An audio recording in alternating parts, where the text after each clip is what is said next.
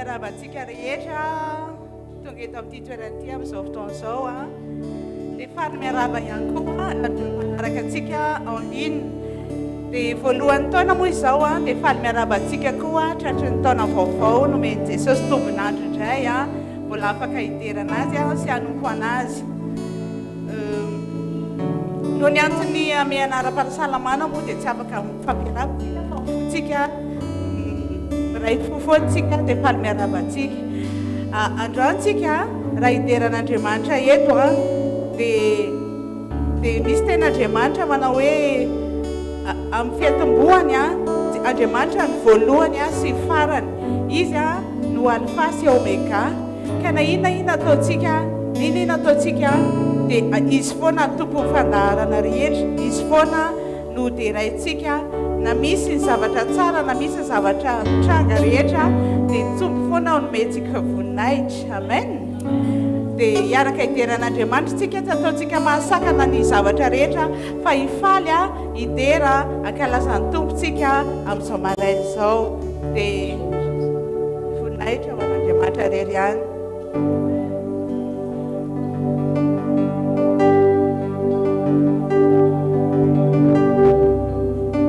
tsika hiaraka hitsangana androany a dia afaka tsika amin'ny fotoana nametaka ny rehetra ho ampelantanan'ny tompo jesosy eo manandratra anao zahay fa Andriamanitra ambony indrindra ianao nasandrato ny feonao tsy maraina ity a dia tena dia raha izy satria etsikaranavavy a ho an'ny fanomponan'Andriamanitra anompo ny tompo a ary aoka izany fotoana izany tena ho an'ny fanompona ny tompo tokoa iankofatsika amin'ny rery anjy dia andao tena nandratra ny fotsika isika hoe tompo manantenanao zay tsy manantena nizaniza afa-tsy anao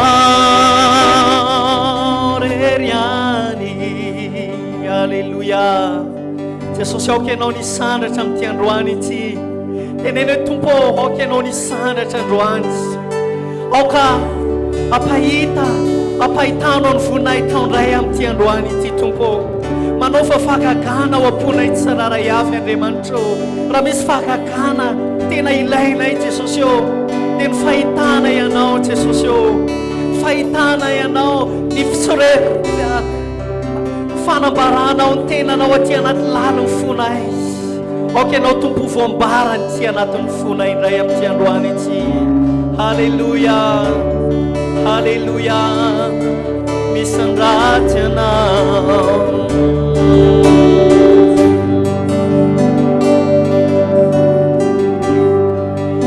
irany fitiavanao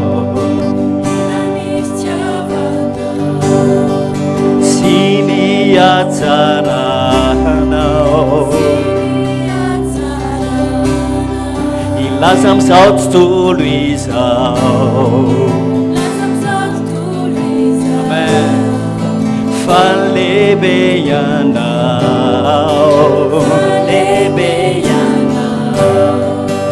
irany fitiavanao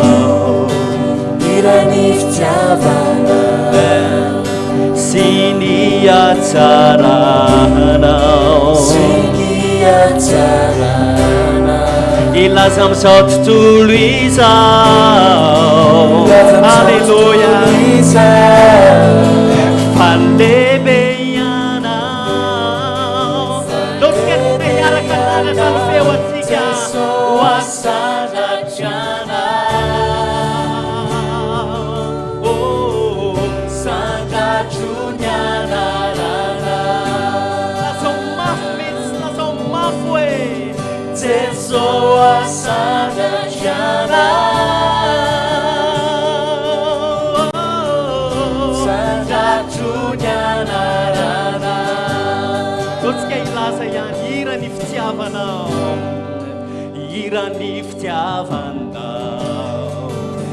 irany fitiavanao sy ny ajaranao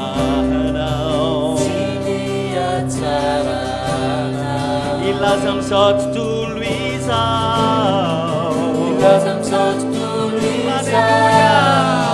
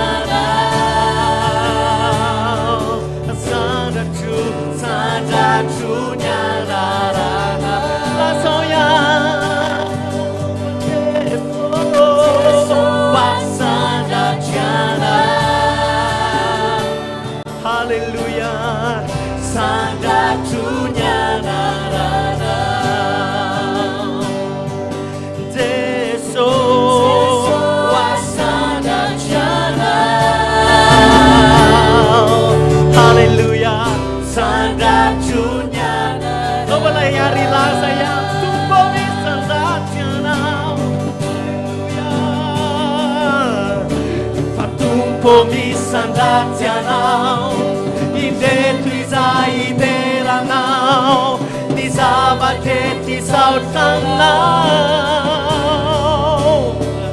Ny andaranao ambony indrindra, lehibe noho izao rehetr'izao Jeso. Halleluja. Ny andaranao ambony indrindra, lehibe noho izao rehetr'izao Jeso. Ny anaranao, ny anaranao, ny anao ambony indrindra, lehibe noho izao rehetr'izao Jeso. Jeso asandratrianao, sandratrunyanarana. Jeso asandratrianao, halleluja, sandratrunyanarana. Jeso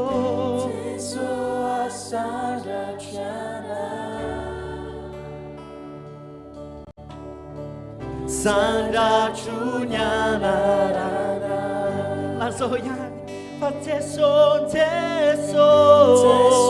asandratrianao, sandratrunyanarana. Halleluja. No mbola iraitsika ihany hoe zavatra iray no ilaiko a, zavatra iray no angatahako a, dia ny ankohaka aminao a, misandratra tompo. Halleluja.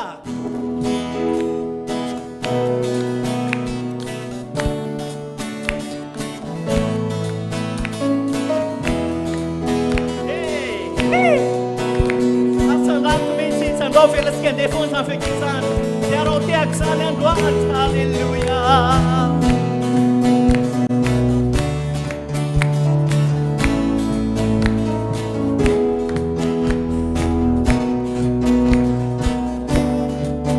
Tsika rehetra hiarahira hoe zavatra iray, zavatra iray minanay, zavatra iray mirinay, dia ankohaka aminao, tompo vai ny. Yo tsika rehetra hiarahira hoe sandra, sandra, sandra, sandra. Rais ni toeran eo ambony fideranam sandra, lipata ray masna virainay sandra, sandra, sandra, sandra, sandra.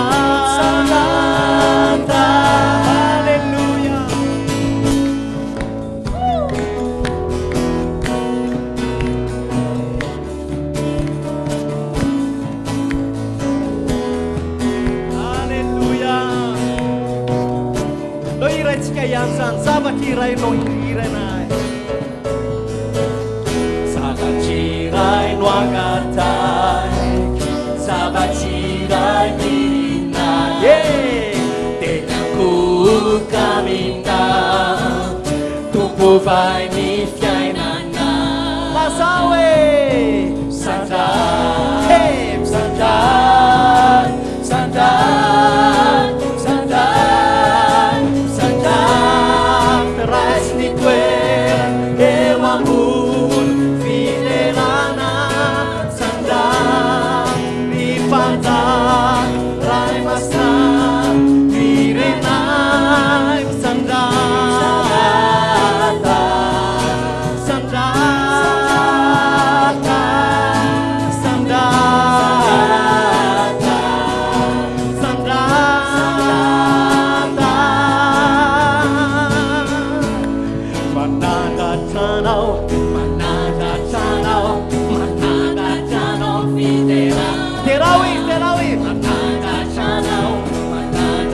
fideralanao manandatranao ny fiderana lazao ihany manandatranao manandatranao manandatranao ny fiderana manandatranao manandatranao manandatranao ny fiderana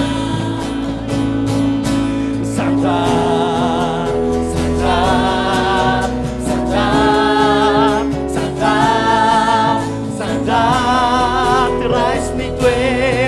eu ambun fideranan sanda ripanzan rai masna riranai sanda sanda sanda sanda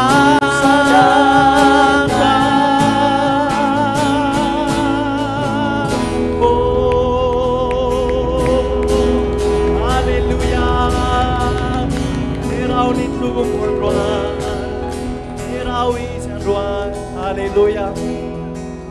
Misy raha anankiray efa nataontsika tamin'ny heriny le izy fa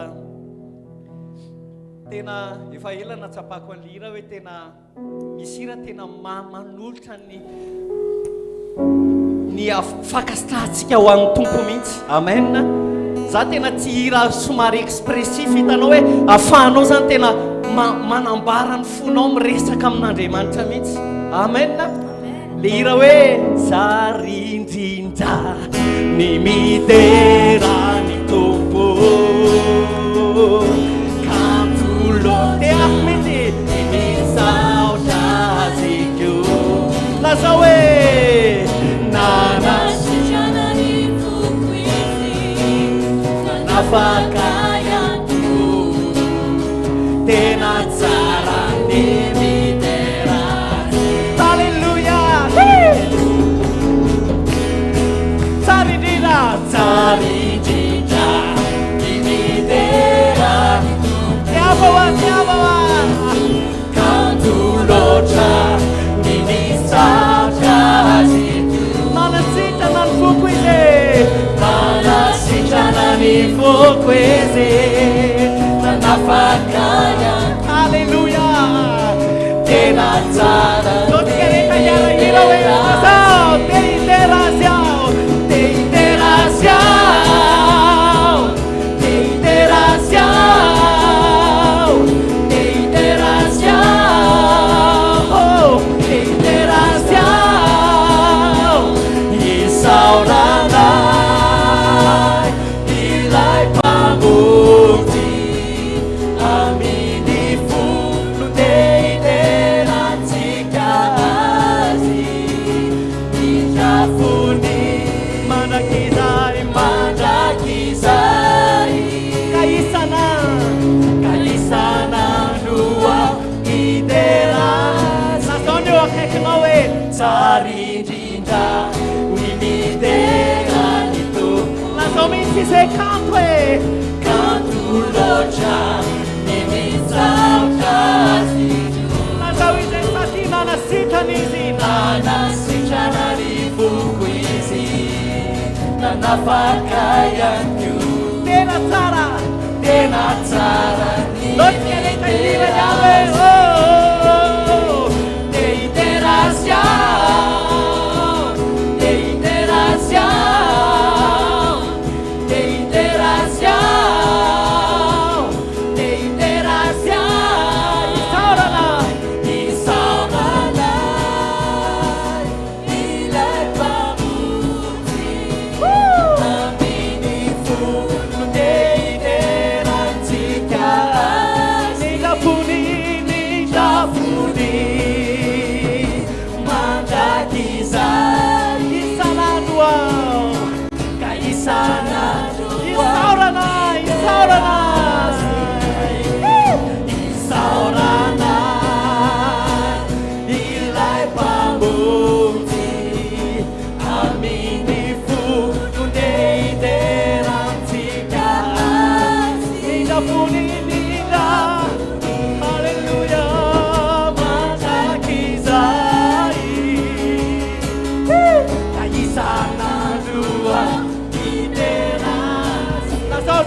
tsika fotsiny Sarindindra Imiterani tuku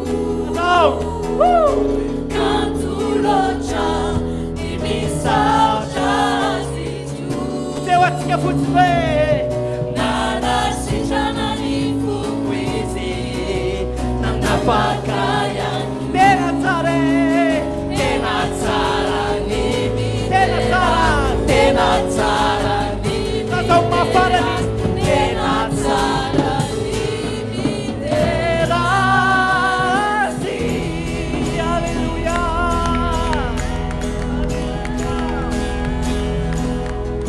Isaunanai Hilai pamunti Amindifu nundei derantika asi Nindrafuni marakizai Kizai Kaisana dua iderasi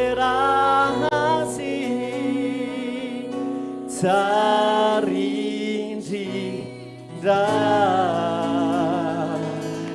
Hallelujah oh Hallelujah Hallelujah Hallelujah Tompo tsy misy ninina intsony mahazo nanay eto amin'ity tany ity fa ny fonay rehetra ny aminay sy ny mombamombanay rehetra dia fa any aminao tanteraka tompo araka ny fanabarana izay napetraka tao ambony apôstôly Paoly fa ny any masakana anay dia ty trano lay anay ty sisa fa ny fonay kosa ny fanahinay efa mikambana aminao isan'andro isan'andro Hallelujah oh Hallelujah Jésus nous t'adorons Jésus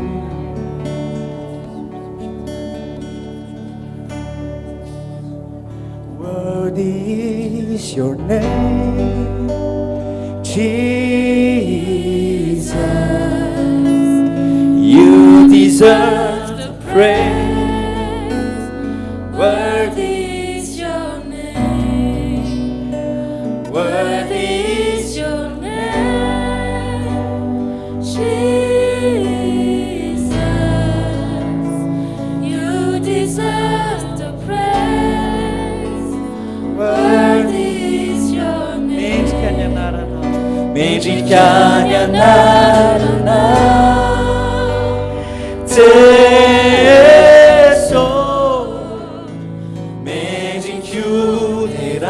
Medicuderai Niana Medicania narana Medicania narana Teso Não irá esquecer ne nuove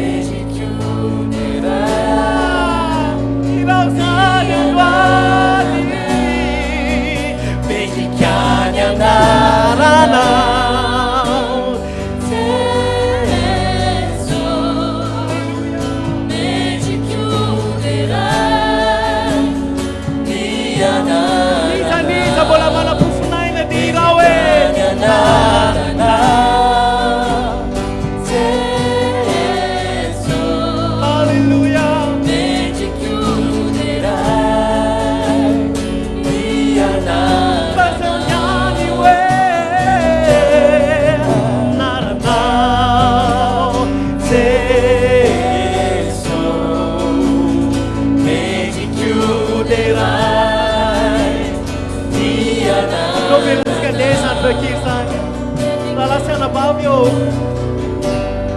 Manaone naona kaya tumbo yake chini fa notskanuka na tiftona ndwani ti Iderati kazi ya kufa tsike wanatia nyanarani Matuiske vola tafapinda tati am 2026 mbola no fahasoavany rery an'izany tsy tokony hitsana hoe indifférent eo anateny isika tsy tokony toetra tsy miteny tsy misexprima tsy ilaza ny atsarany isika fandaony ao anatsika rehetra ilaza ny atsarany ilaza ny atsarany ilaza hanambara ilaza ny atsarany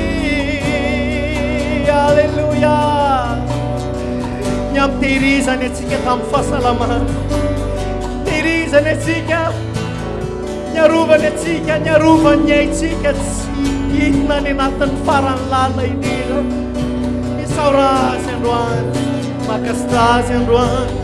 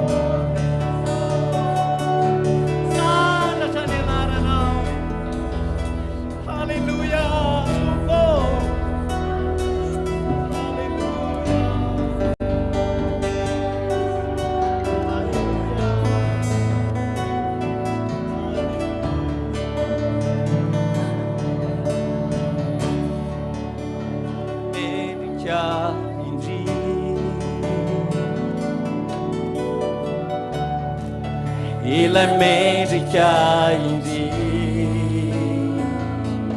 ilay nahary izao ilay nahary izao tompon'izao rehetra izao mendriko teraina iraosa ilay mendrika indrindra ilay mendrika indrindra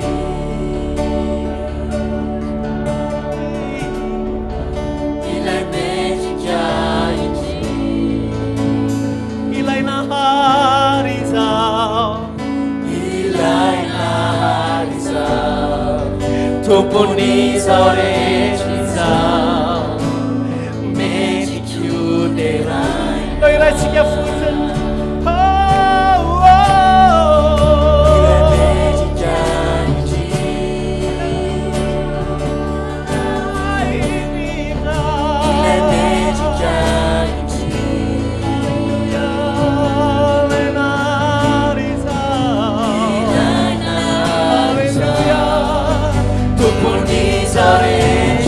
Wala iraitsika ihany zany tena maizy no mendrika ineny ilay mendrika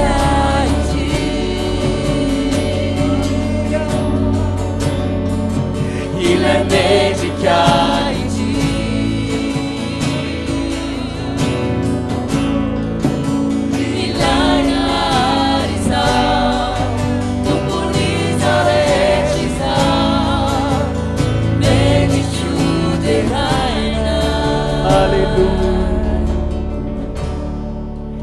ilay mendrika indrindra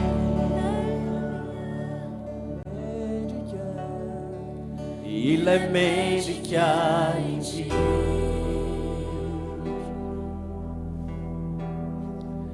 ilay nahary izao tompon'izao rehetra izao mendriko teraina Alléluia.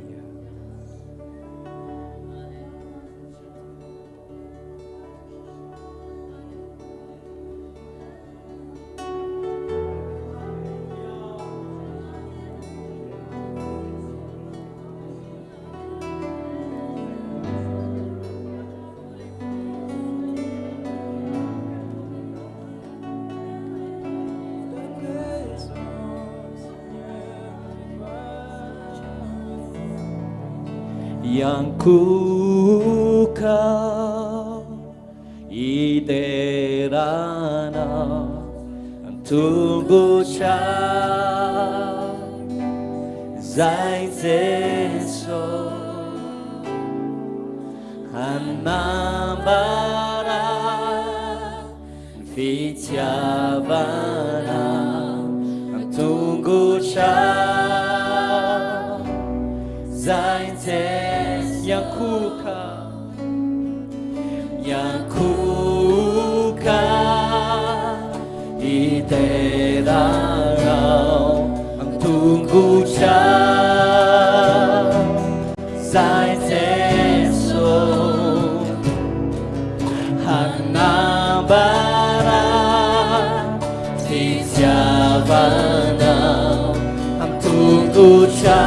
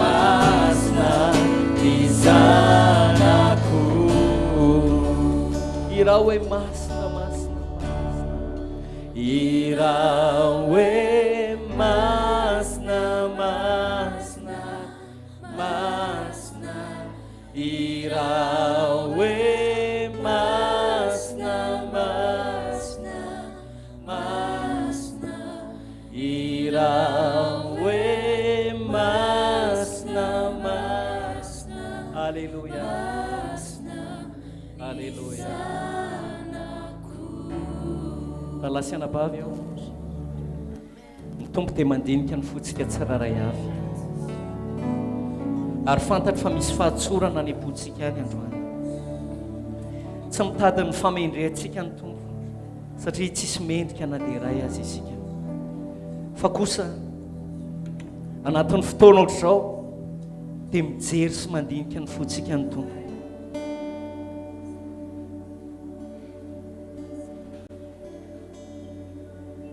zay miavonavina na manohatra ao ny tompo no ahetriko fa zay manetry tena kosa no asandatra ny anokatsahan'ny tompo amintsika androany ao anatin'ny imperfection atsika tsy fahalavoraritsika ao anatin'ny tsy fahataterahantsika fa manana fo kosa misento amin'Andriamanitra Zany ny tenin'Andriamanitra Hosea sambatra ozy izy izay misento amin'ny fahotany. Izay misento amin'ny fahotany. Tsy manamafonifony fa miaiky fa tsinitsinina izy. Miaiky fa tsy lavorary tsy tanteraka izy. Manetry teny izy eo anatrehany tompo.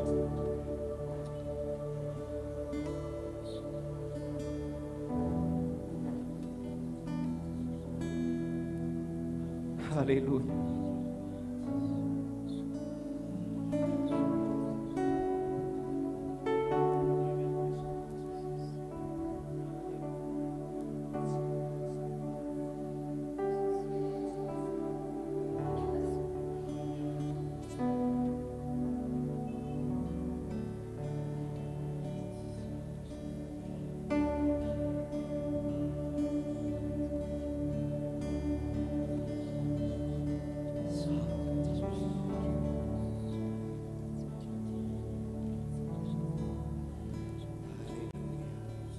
Indra tompo mareny antsoantso ny tsararay avy mahita ny fony tsararay avy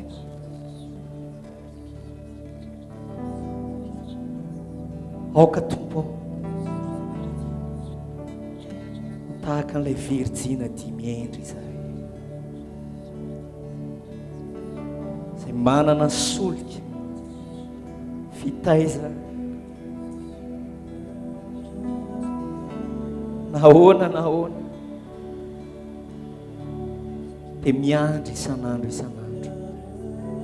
fiverenana ao tompo tsy ho variana fa manana ilay solika raka ny tenin' Jesosy ao amin'ny Matteo 4:20 ilay solika izay ahafahanay manandrandra alohanay amin'ny vaninandro farany. Fa maro ny olona izay tsy manana solika intsony ka nanandrandra ny lohany azy tsy vitany akory amin'izao vaninandro farany. Fa Jesosy ny laza fa rehefa mare an'izany rehetra izany ianareo fa mbola tsy amin'izany ny farany izy fa kosa mandre an'izany ianareo daoka ianareo efa isan'izay anandrandra.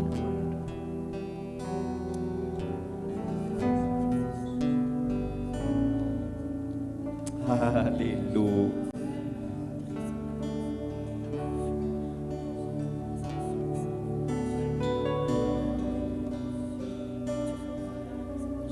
Ninona tsisy toana maminkony miankoka minao nizanize niza ninona tsisy toana maminkony miankoka maminkony miankoka maminkony miankoka mina tungao yanku kaminao zaitse faliamini fanakeana nizani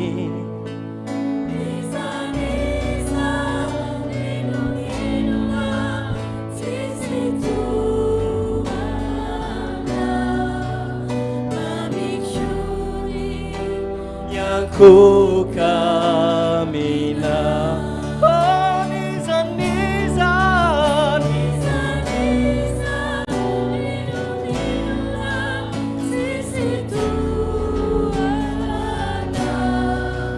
mamikyoni miankuka mamikyoni miankuka mamikyoni mianku oi ratsika mira yang tungao yang kuat aminao Jesosy tungao yang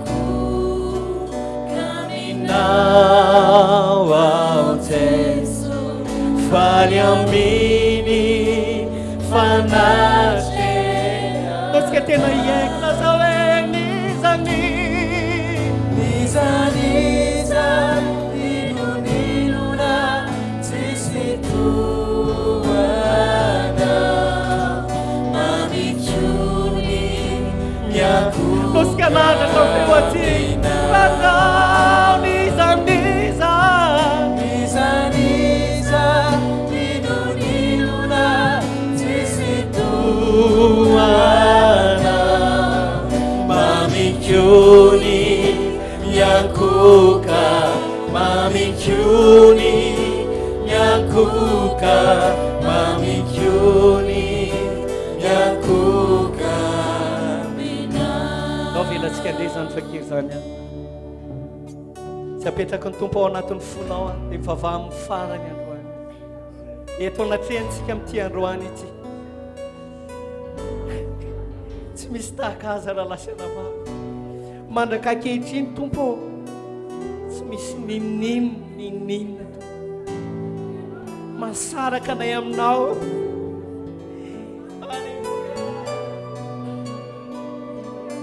Fa iza toko no asaraka atsika amin'ny fitiavan'i Kristy, ny zanatsika va, vola va, arena va, voninahitra va, anjely ve, famantarana iny amin'ny lanitra ve, ninonina tsisy tohana mamitsony miankoka amina. Azao fara niza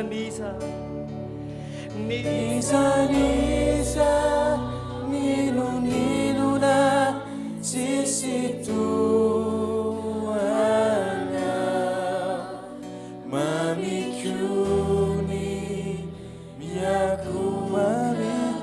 mamitsony miankoka mamitsony miankoka.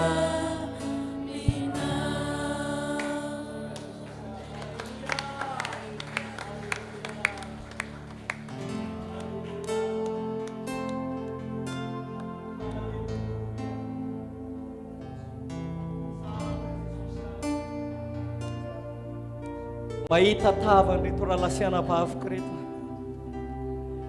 afaka ny ampita taty amin'ny 2026 noho ny amin'ny fahasoavanao. Mbola afaka mifakahita izay nahoana mety fitsapana. Ny apôstôly nefa nilaza fa aza atao zavatra mahagaga anareo zany fa ninona fitsapana andalovanay dia zavatra niaina ny fiangonana zany fa ny fanantenanay sy ny fonay dia any aminao. Halleluja, halleluja.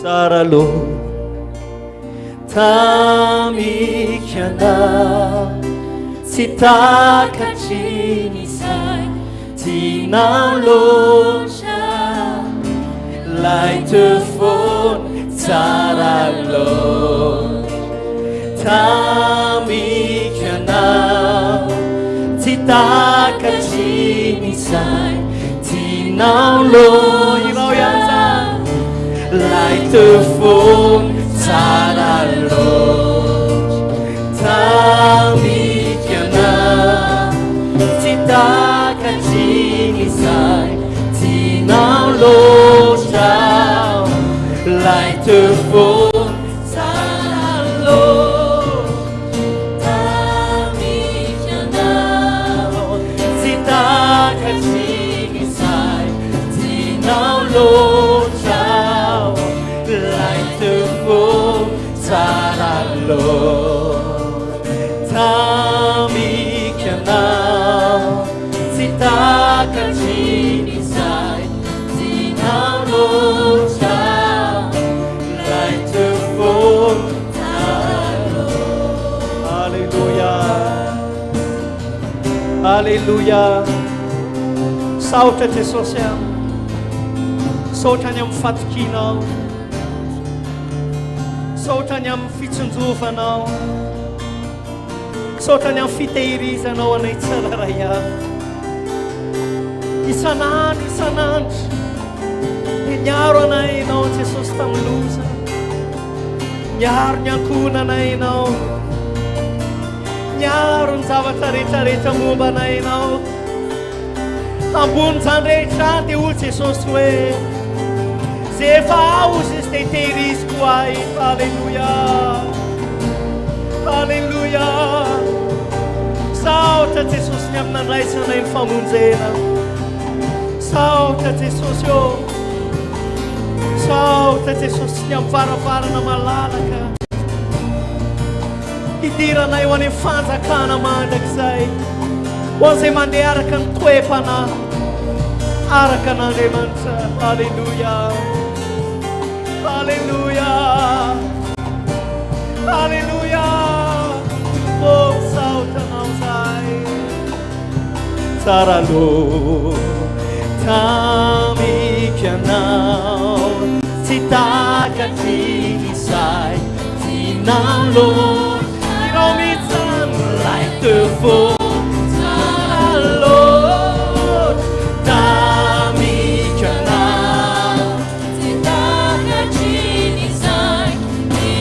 Lord, that's all me to do. Oh,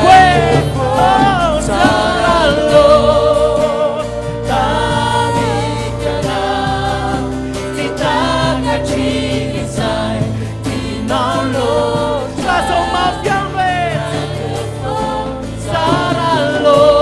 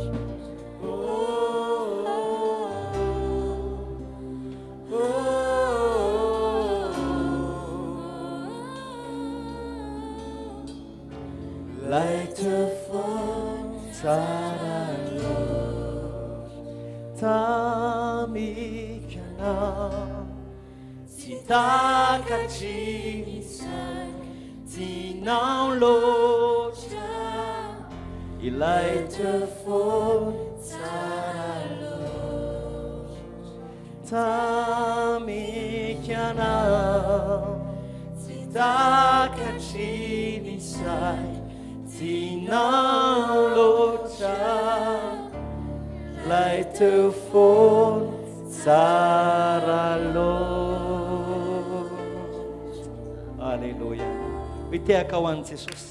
Haleluya. Makasitraka Tompo. Tera ny anaranao zay fa tsara ianao. Tera ny anaranao zay fa tsara ianao. Haleluya. Amen. Amen. Afaka masoerantsika.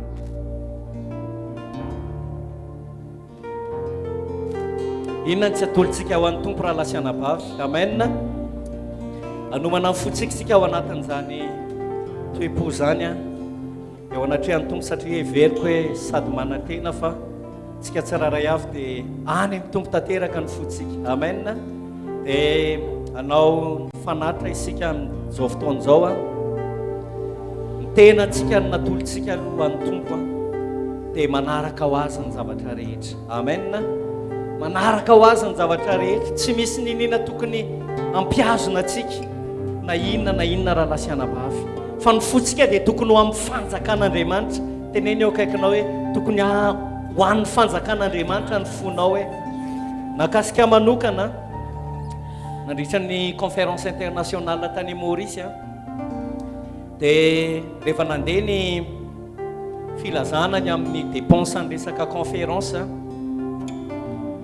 dépense resaka conférence satria nisy ny fandaniana tao anatin'izany dia rehefa nanao fanatitra ny olona tao anatin'ny conférence tamin'ny farany teo tamin'ny volana oktobra teo a dia nisy banga be zany tao anatin'le vitany fanatitra indray tsy hoe voizina indray hoe ao asitsika fanatitra faharoa tsy misy miala etsika raha tsy feny io fa nzatra tena nakasika ny foko dia le vidone an'ny rahalamikis Audrey satria rehefa jerena ny etahany vola tamin'izany a tena teneniko anao hoe tena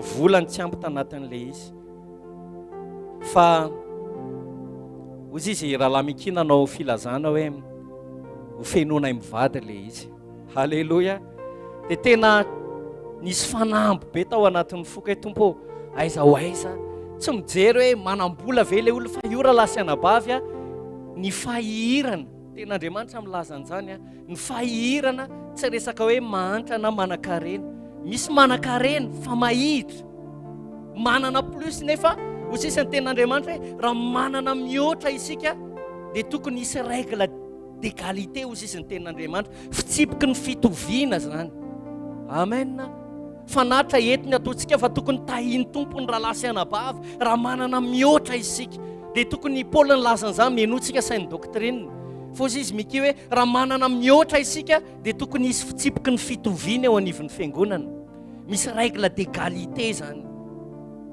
amen raha zantsika dia tahaka n'ilay fariseony Jesosy teo amin'ny fitazanana fipetrahana fitazanana nijery fanatra nataon'ny olona dia ozy izy le fariseo nahita vidéo dia mifaninipo le fariseo maisa ilay vola izy ray roa telo efatra dimy enina fito tsisy amin'ny fo fa tonga avany kosa ilay manano tena nanotra ny amin'ny ray manontolo ary mifoniny hitan'i Jesosy amen ka noho izany a ny fananana raha lasianabavy io tsy voatery hoe fananana fanamanana efatralina ary tsika manana roa alitsika ka tena kasihan'ny tompo ame 9,000 ame 2 alina ame 5,000 3,000 vola anankiray zava-dehibe zany tsy resaka hoe efa manambe miliara na manana million any amin'ny banky dia zay vao hoe izara tsy hany fa resaka fo io amen ohatr'izay ihany koa ny fanomezantsika ny amin'ny fanjakan'Andriamanitra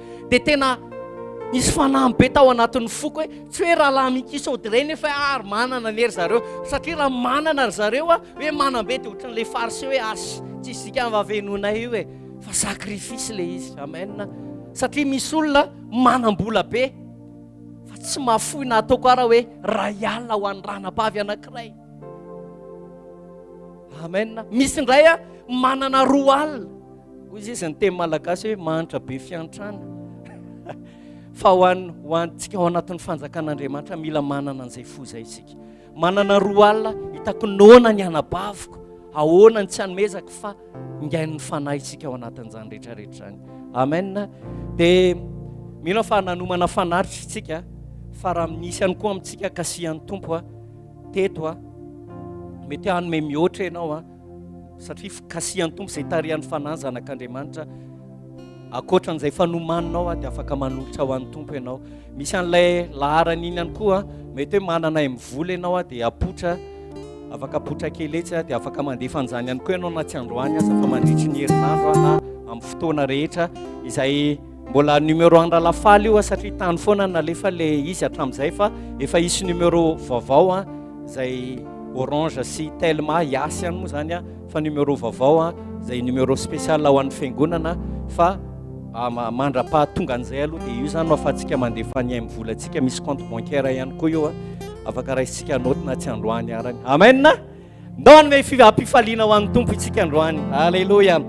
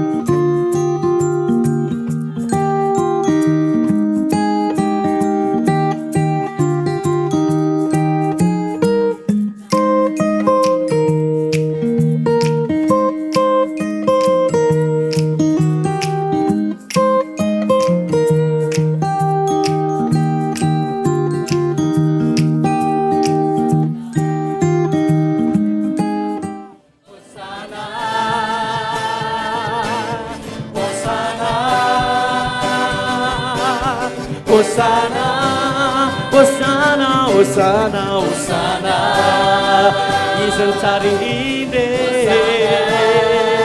izy nambony indrindra, Osana, Alléluia, Amen. Mahazo toerantsika dia anomana ny fotsika ankehitriny ho an'ny tenin'Andriamanitra izay eton'ny mpanompon'Andriamanitra. Araka ny fotoany rahalahy Mansour teto ny teny hoe mpanompon'Andriamanitra dia fantsona izay ampiasain'ny tompo ho an'ny fampitana amintsika ny tenin'Andriamanitra. Ny dikan'izany anatin'ny tenin'Andriamanitra anankiray tsy maintsy misy raha Andriamanitra raha miresaka zavatra amintsika ny olona anankiray ohatra, tsy maintsy misy zavatra voaraisika ao anatin'ny mesazy nampitanin'ny olona iny. Dia ohatr'izay ihany koa ny fon'Andriamanitra, n'iza ampiasain'ny tompo manambara ny filazantsara amintsika dia sokafo ny fotsika ahafahan'ny afatr'Andriamanitra ho voapita anatin'ny fotsika. Manasa ny rahalafaly amin'izao fotoan'izao ho an'ny tenin'Andriamanitra dia manasa amin'ny aly ihany koa amin'izao fotoan'izao.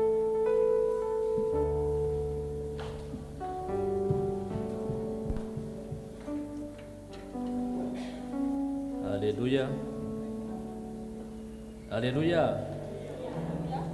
Tsara ny tompo dia miarabantsika rehetra dia tratry ny taona aloha tratry ny taona raha tsy afaka mifanoroka. On vous souhaite une bonne année, même si nous ne pouvons pas nous embrasser. Dia tsara ny tompo. Mais le Seigneur est bon. Teneno ny fahasoavan'ny tompo dia afaka mbola eto isika. Et par la grâce du Seigneur, nous pouvons être réunis ici. Amen. Amen. Amen. Amen. Ny fahasoavan'ny tompo dia mbola hitako eo ianao androany. Par la grâce du Seigneur, je peux te voir aujourd'hui. Dia jereo ny akaikinao hoe mbola hitako ianao androany ny Et fahasoavan'ny regarde tompo. à côté, ton voisin, c'est par ta grâce que je peux te voir. Tsy noho ny herintsika, C'est pas par notre propre force, tsy noho ny tanjatsika, c'est pas par notre propre force, tsy noho ny fahalalantsika, c'est pas par notre propre intelligence tsy noho ny volantsika, ou notre propre argent, fa tena hoe noho ny fahasoavan'Andriamanitra. mais uniquement par la grâce de Dieu. La hera avy any ambony izay nampidin'Andriamanitra ho asy anao nahitran'ny taona 2025. La force divine que Dieu nous a donnée tout au long de l'année 2025. Satria na teo anivon'ny tokantranontsika ary, Parce que même au sein de notre foyer, teo amin'ny asantsika ary, dans notre travail, be ta be mety tsy fampina teo amin'ny fiainatsika, peut-être qu'il y a eu des manquements dans nos vies, mety nanana ambiamby koa isika. ou bien nous avons eu suffisamment. Fa noho ny fahasoavan'Andriamanitra atao zany rehetrarehetra zany. Mais tout cela, c'est par la grâce de Dieu. Amen. Amen. Amen. Amen. Ny fahasalamana izay nomen'Andriamanitra anao koa. Et la santé que Dieu t'a donnée, Mety narary koa ianao, peut-être que tu as été malade, fa navetan'Andriamanitra hitranga zany mais Dieu a permis cela noho ny fahasoavany.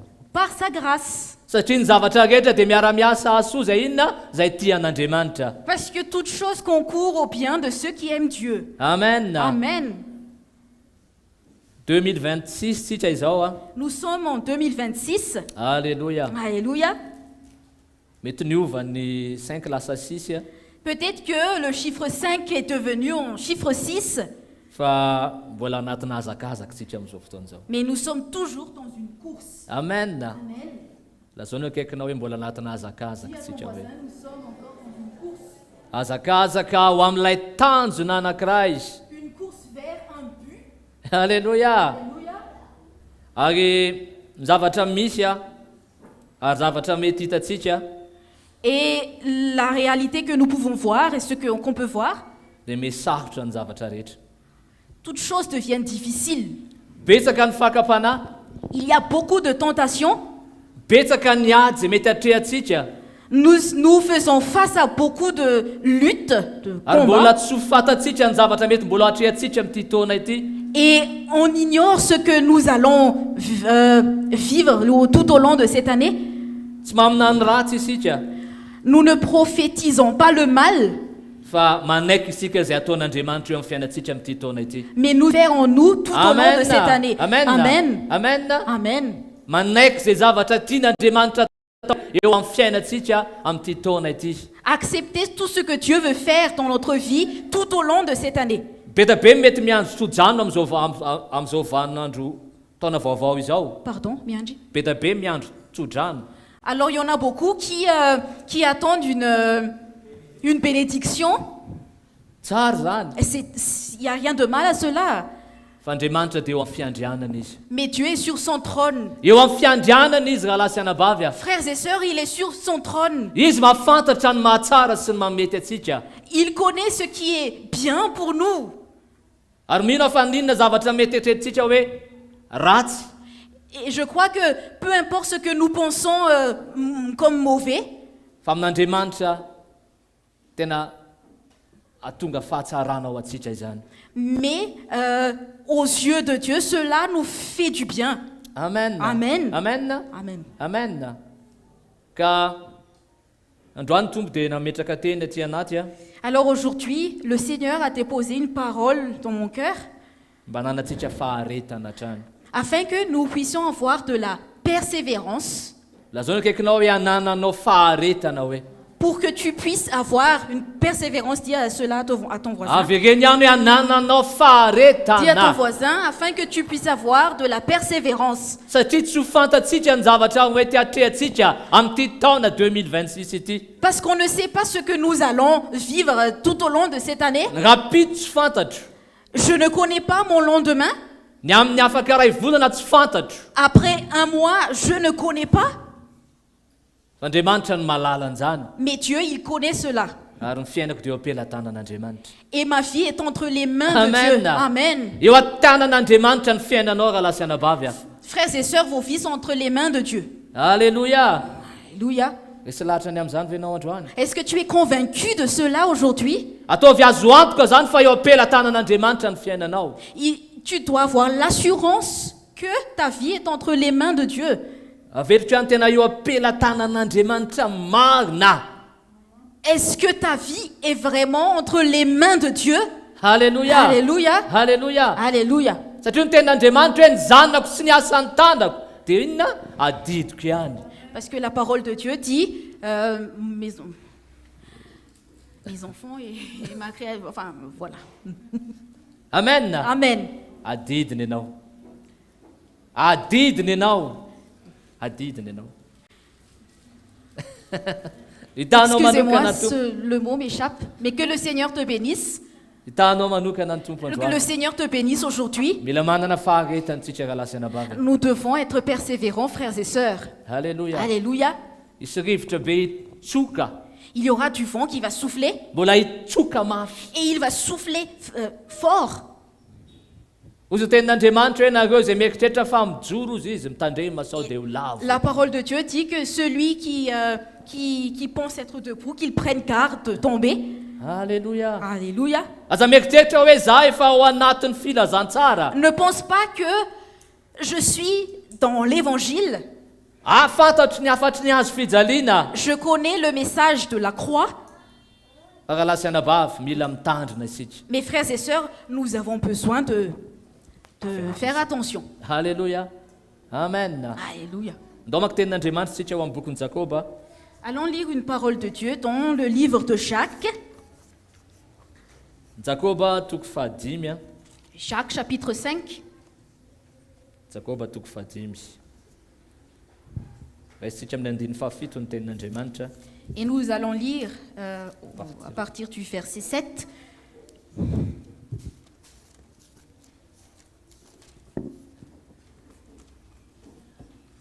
Hoy ny tenin'Andriamanitra amin'ny anaran'i Jesosy.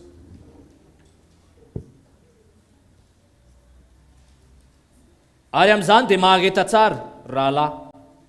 Mandra-piavo ny tompo a. Indro mipiasa tany a. Miandro ny vokatsoa amin'ny tany ka mahakitra amin'izany.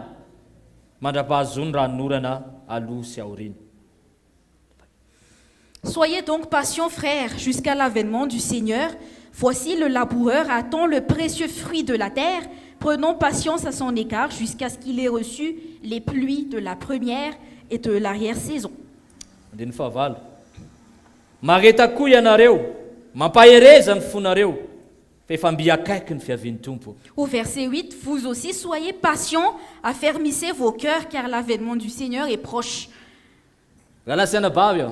Frères et sœurs, Ny faharetana dia fahaizana miandry a ny fotoanan'Andriamanitra. la patience, c'est attendre le moment de Dieu. Amen. Amen. Fahaizantsika miandry ny fotoanan'Andriamanitra Lorsque nous attendons le moment de Dieu, ny amin'ny fiainako, pour ma vie, ny amin'ny fiainatsika tsiraray avy. pour nos vies et chacun de nous, Ao amin'ny boky mpitoko teny toko fahatelo andiny voalohany a, et dans le livre de... fa itsika tenin'Andriamanitra izay a, fa itsika miverina amin'ilay Jakoba Nous teo. allons lire ce passage, ensuite nous allons revenir dans Jacques. C'est quoi? Mpitoko teny. Non, c'est Ecclésiaste. Après. Nous allons lire une parole dans Ecclésiaste. Mpitoko teny a toko fahatelo Chapitre 3. andiny voalohany. Ozy ny ten'Andriamanitra amin'ny anaran'i Jesosy a, ny zavatra rehetra samy manana ny fotoanany avy, ary samy manana ny androny, avy ny raharaha rehetra aty ambanin'ny lanitra. Il y a un temps pour tout, un temps pour toutes choses sous les cieux. Alléluia. Mila miandry ny fotoanan'Andriamanitra isika. Nous avons besoin d'attendre le temps de Dieu. Tsy fotoanatsika, C'est pas notre temps, fa fotoanan'Andriamanitra. mais le temps de Dieu. Ianao mety mieritreritra hoe raha ivolana ny fotoana eritreretanao ivoanao anatin'ny zavatra mety mandalo eo aminao. Peut-être que tu penses que après un mois, c'est après un mois que tu pourras régler ce que toi tu es en train de Andriamanitra vivre. manana ny fieritreretana izy, Mais manana Dieu, ny il a fotoanany izy. ses pensées, il a son temps. Alléluia. Alléluia. Lazao ny akaikinao hoe mandrasa ny fotoanan'Andriamanitra hoe. Dis à ton voisin, sois patient et attends le temps de Dieu. Andraso ny fotoanan'Andriamanitra. Attends le temps de Dieu. Zavatra ray fotsiny a. Il y a une chose, Zavatra tao anatiko efa ela be. ce que j'ai ressenti depuis un moment, depuis longtemps. Mety efa nyresahako le izy fa ny fotoana tena tsy nahandry an'izany fotoanan'Andriamanitra izany. Et peut-être que j'ai déjà partagé cela, mais il y a eu un moment, je n'ai pas attendu le temps de Dieu. Ny fotoana tena teo pasteur efa ela be. Il y a eu un moment, je voulais devenir pasteur, et ça fait longtemps. Dia tena niazakazaka nandeha nianatra nakaiza nakaiza. Et j'ai assisté à des cours partout, Hatrany des amin'ny formations. fianarana école des ministères. J'ai même été dans une école des ministères. Dia naverako valo volana tao an-trano io vadiko io. Et j'ai laissé ma femme à la maison pendant 8 mois. Valo volana tany Tamatave fa ny vadiko navelako tao fa tsy ny raharahiko tao. Pendant 8 mois, j'étais à Tamatave et ma femme est restée ici à Tana, chez moi et chez nous. Satria nandehanako tany dia tia fantatra hoe inona ny antso iantson'Andriamanitra anahy. Parce que j'étais là-bas pour connaître l'appel de Dieu sur moi, je voulais connaître cela. Tia fantatra hoe évangéliste sa pasteur sa Je inona. voulais connaître si je suis un évangéliste, un pasteur ou autre chose. Tena tsy nahandry ilay fotoanan'Andriamanitra. J'étais impatient, je n'ai pas attendu le temps de Dieu. Fa ny zavatra tena nampimeta ao anatin'ilay izy a. Mais le plus drôle dans cela, Vita le formation valo volana. après la formation de 8 mois, Dia ozy le olona mpikarakara hoe et le responsable est venu vers moi, il m'a dit, samy mody daholo nareo ozy izy. rentrez chez vous. Samy mody daholo nareo. Chacun de vous, rentrez chez vous. Fa mbola any nareo mahafantatra ny antso iantsonanareo. Et quand vous serez chez vous, vous saurez l'appel, votre appel. Efa teo Andriamanitra dia efa miteny hoe mbola tsy fotoana zao. À ce moment-là, Dieu a déjà dit, ce n'est pas encore le bon moment. Mbola tsy fotoana zao. Ce n'est pas le temps. Mbola tsy fotoana koa anao zao. Ce n'est pas mon temps pour toi. Fa za maimaitra ianao. Mais ne sois pas impatient. Galasana bavy misy fotoantsika tena mandalo zavatra tahaka an'izany. Frères et sœurs, parfois nous traversons des situations comme cela. Misy fotoantsika tena te hivoaka ao anatina situation anankiray. Il y a des moments où nous voulons évoluer dans une situation. Hoe mila mivoaka ato a. Je veux sortir de là. tena mila vavaka mahery. J'ai besoin d'une prière, une prière forte. Andriamanitra miteny andrany hoe manana faharetana isika Mais aujourd'hui, Dieu dit, ayez passion. mandritra nyity taona 2026 ity Tout au long de cette année 2026, tsy fantatra ny zavatra ho ataon'Andriamanitra. je ne sais pas ce que Dieu va faire, Andriamanitra malala ny zavatra rehetra. mais Dieu connaît toutes choses. Mandritra nyity 5:7 andro ity a Pendant ces 365 jours, efa fantatr'Andriamanitra ny zavatra ho ataony rehetrarehetra. Dieu connaît déjà toutes choses Amen. et ce qu'il va faire. Fantatr'Andriamanitra ny amin'ny fiainanao io. Il connaît même dans ta vie. Amen. Amen. Ka zay ny tena ampahirezan'ny tompo atsika amin'ity maraina. Et c'est à cela que le Seigneur nous encourage ce matin.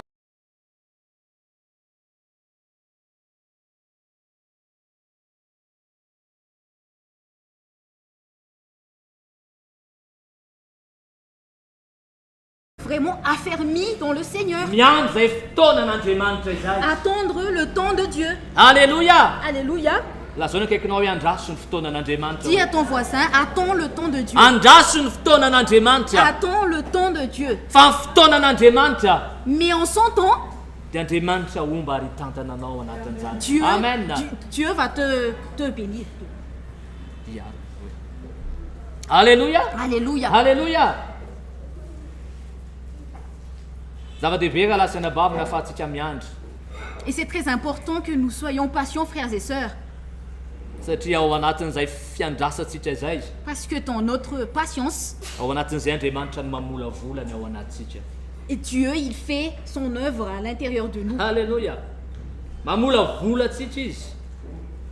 Atao Il fait son œuvre en nous. tao anatin'izany fotoana izany zay netretako hoe mafy tao anatiko lazain'ny olona tena ambony endana miverina makany amin'ny fiangonana misy anareo. Et à l'époque, c'était dur pour moi quand le responsable m'a dit allez retourner dans vos églises locales. Et 8 volana nijanona tany. 8 mois, je suis restée là-bas. Tena nisy fiaretana mafy tao Il y avait anatin'izany. une patience, une persévérance. Ao anatiko hoe tena verina avy aty zany tonga dia efa tsy haiko hoe Alors je inona ny pensais antsoina ana rehefa avy eo. que à mon retour, je sais pas, on va me donner quel titre. Fa tsy izay mo planin'Andriamanitra. Mais c'était pas le plan de Dieu. Alléluia. Alléluia. Andriamanitra mahafantatra ny mahatsara antsika valasaina bavy. Dieu connaît ce qui est bien pour nous, frères et sœurs. Planin'Andriamanitra ho an'ny fiainantsika dia efa fatany manomboka tamintsika vao mbola tsisy arozan'ny tenin'Andriamanitra. Alors que nous n'étions pas encore nés, le plan pour notre vie, il l'a déjà connu. Alléluia. Efa fantatr'Andriamanitra mialoha ny planin'Andriamanitra ho an'ny fiainantsika tsirara iaby ireo. Dieu a connu à l'avance le plan pour notre vie. Ny fiainantsika tsirara iaby. Tsy akanavaka nizaniza eto androany. Notre vie, chacun de nous. Aza mieritreritra ianao Sans hoe exception. aza mieritreritra ianao hoe za ty ve fantatr'Andriamanitra fa matoy eto ianao. Matoy natsoin'Andriamanitra ianao. Ne pense pas que Dieu ne te connaît pas, mais si Dieu t'a appelé, Ary raha mbola maheno ny feon'Andriamanitra ianao androany et si tu entends la voix de Dieu aujourd'hui, dia fantatr'Andriamanitra Dieu connaît, hatramin'ny antsipiriany kely indrindra ary. même dans chaque détail, Alléluia. Hatramin'ny kely indrindra. du plus petit. Azay ny tena ampahirezan'ny tompo atsika androany nanatsika zay faharetana izay. Et c'est à cela que le Seigneur nous encourage aujourd'hui, c'est que nous soyons patients. Misy tantara anankiray a Il y a une histoire any amin'ny Genesis 7:3 anankiray dans une communauté dia ozy zareo hoe inona ozy izy no asa fanompoana ho ataonao. et ils m'ont demandé quel est le service que tu veux faire. Dia zaho a dia hampianatra ankizy. Je vais enseigner les enfants. Dia io tantaran'i Joseph io ny tantarany ny ampianariko voalohany tanatsona ankizy be da be. Et c'est cette histoire de Joseph que j'ai enseignée pour la première fois aux enfants. Nangofotra tamin'izany fotoana Et izany j'ai tremblé à cette époque. satria tena feno ankizy be da be tanatina fianarana zay to dia feno ankizy efa 50 teo. Parce qu'il y avait 50 enfants, une cinquantaine d'enfants. Dia io tantaran'i Joseph io. Et c'est cette histoire de Joseph. Andriamanitra nanana ny fotoana no an'i Josefa. Dieu a eu son moment pour Joseph. Ozy ny tenin'Andriamanitra ary ambaran'ny tenin'Andriamanitra zany. La parole de Dieu dit, 20 taona Joseph. Joseph, à 20 ans, Joseph, 20 taona ny taona 20 taona. Oui, oui, Joseph avait 20 ans. Non, c'est pas Joseph. Ah, pendant 20 ans, Joseph. Merci. Nandalo a nifamolavolàn'Andriamanitra. Il a traversé la formation de Dieu. Raha mamaky ny tantaran'i Joseph io tsika, Et si nous allons lire l'histoire de Joseph, ozy ny tenin'Andriamanitra hoe nanonofo izy ozy ny tenin'Andriamanitra. alors la parole de Dieu dit, il a rêvé. Manasa anao mba hamaky an'izay tantara izay. Je t'invite à lire cette histoire. Nanonofo izy fa izy hisandratra aloha amboniny rahalany moa zany. Il a rêvé comme quoi il sera élevé en premier face à ses frères.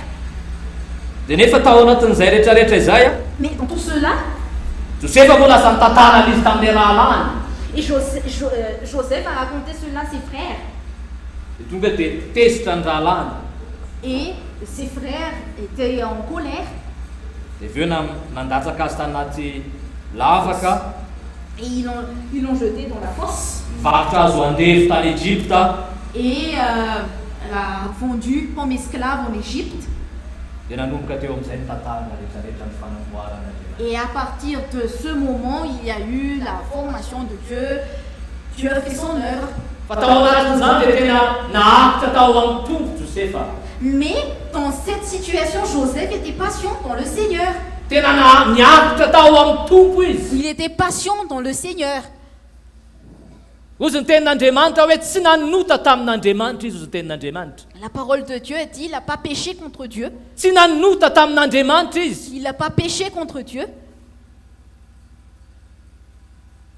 Tena niakitra izy. Mais il était patient. Ka lasa nabavy hiatrika ty taona volana maromaro isika, andro maromaro isika.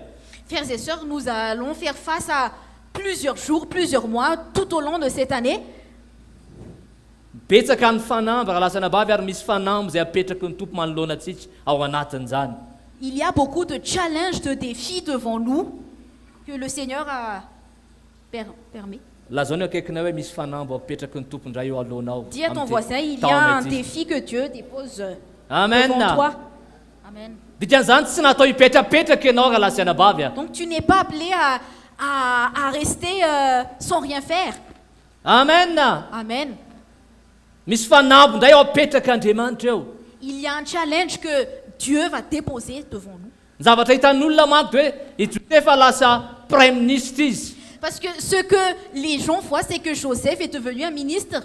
Fa ina ny zavatra nandalova ny tamin'izay 20 taona Mais izay. qu'est-ce qu'il a traversé durant 20 ans, pendant 20 ans?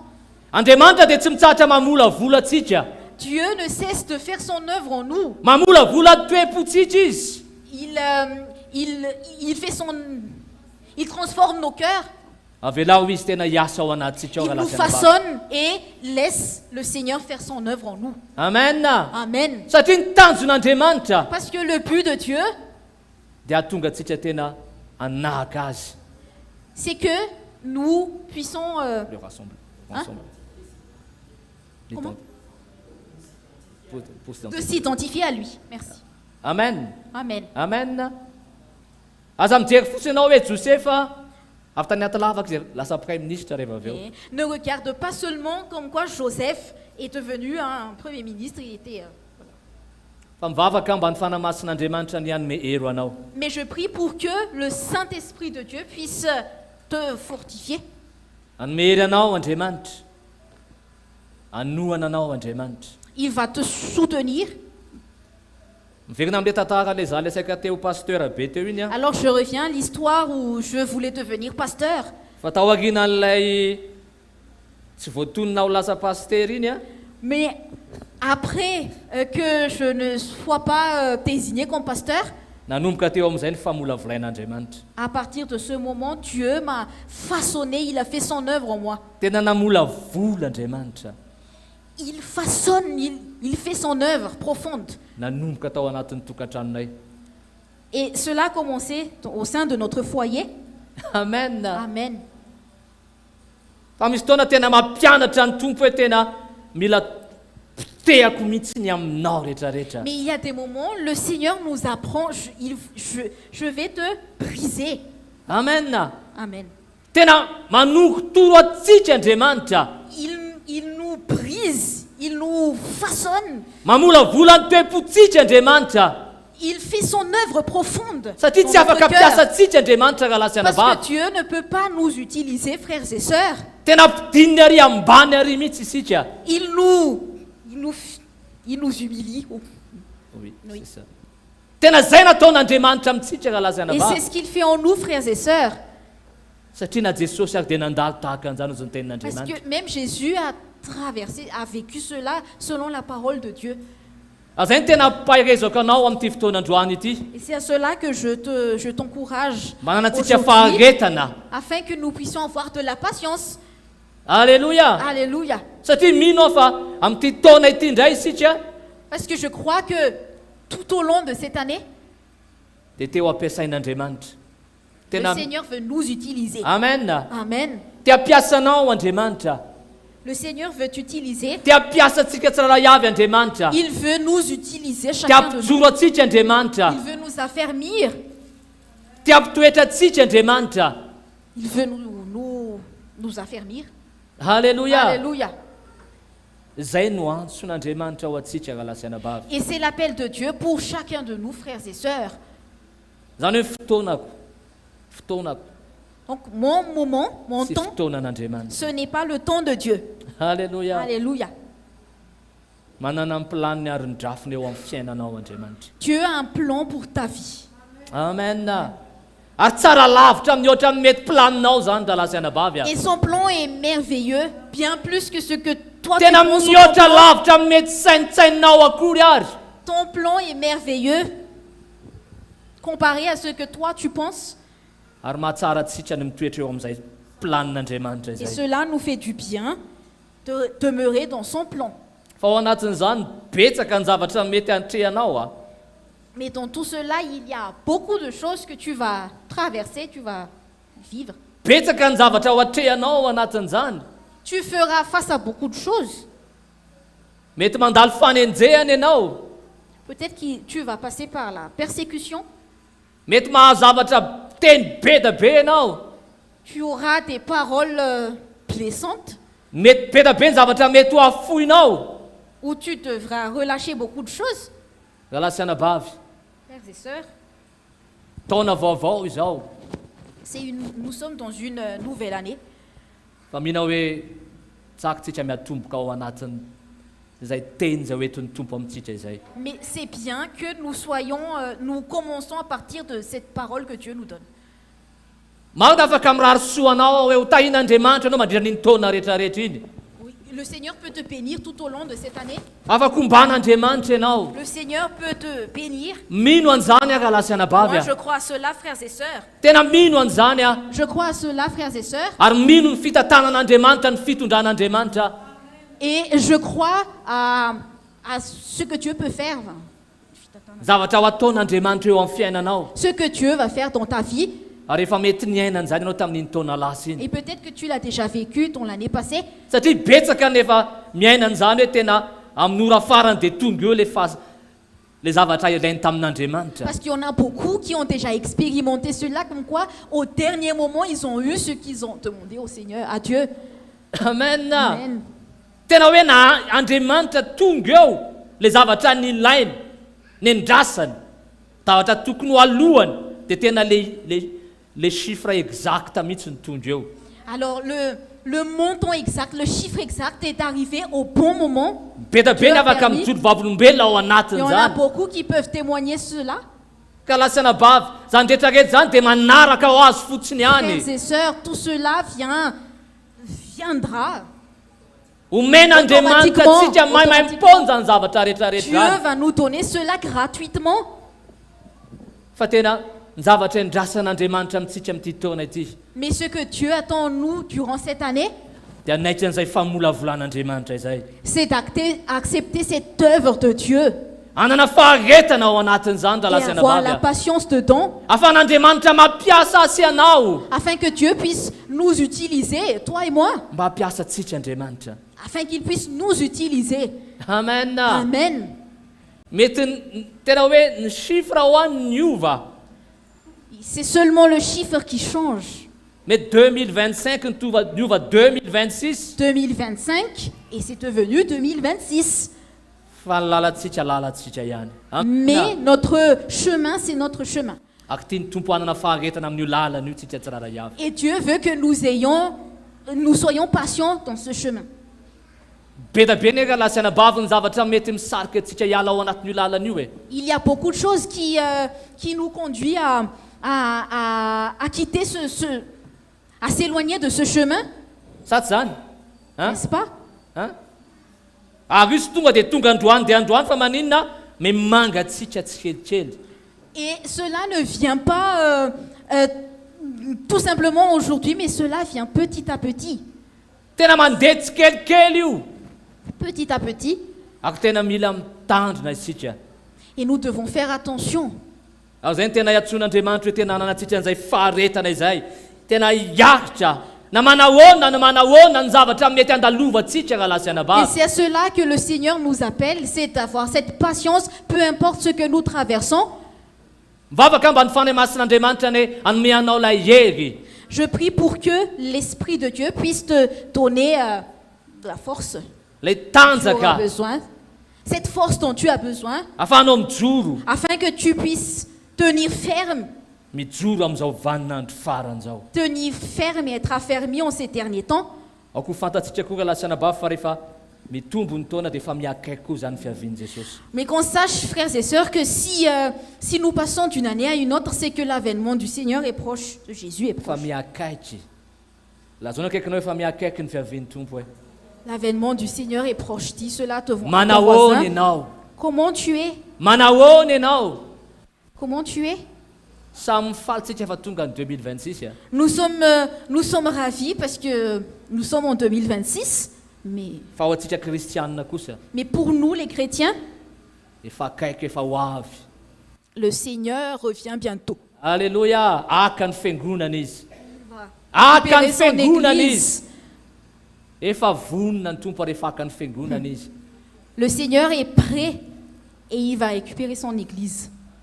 Prendre. Aiza ho aiza ny misy atsika tsy rara avy. Où Amen. sommes-nous, chacun de nous? Mametraka fantanina ho anahy dia ho anao koa anatin'izany.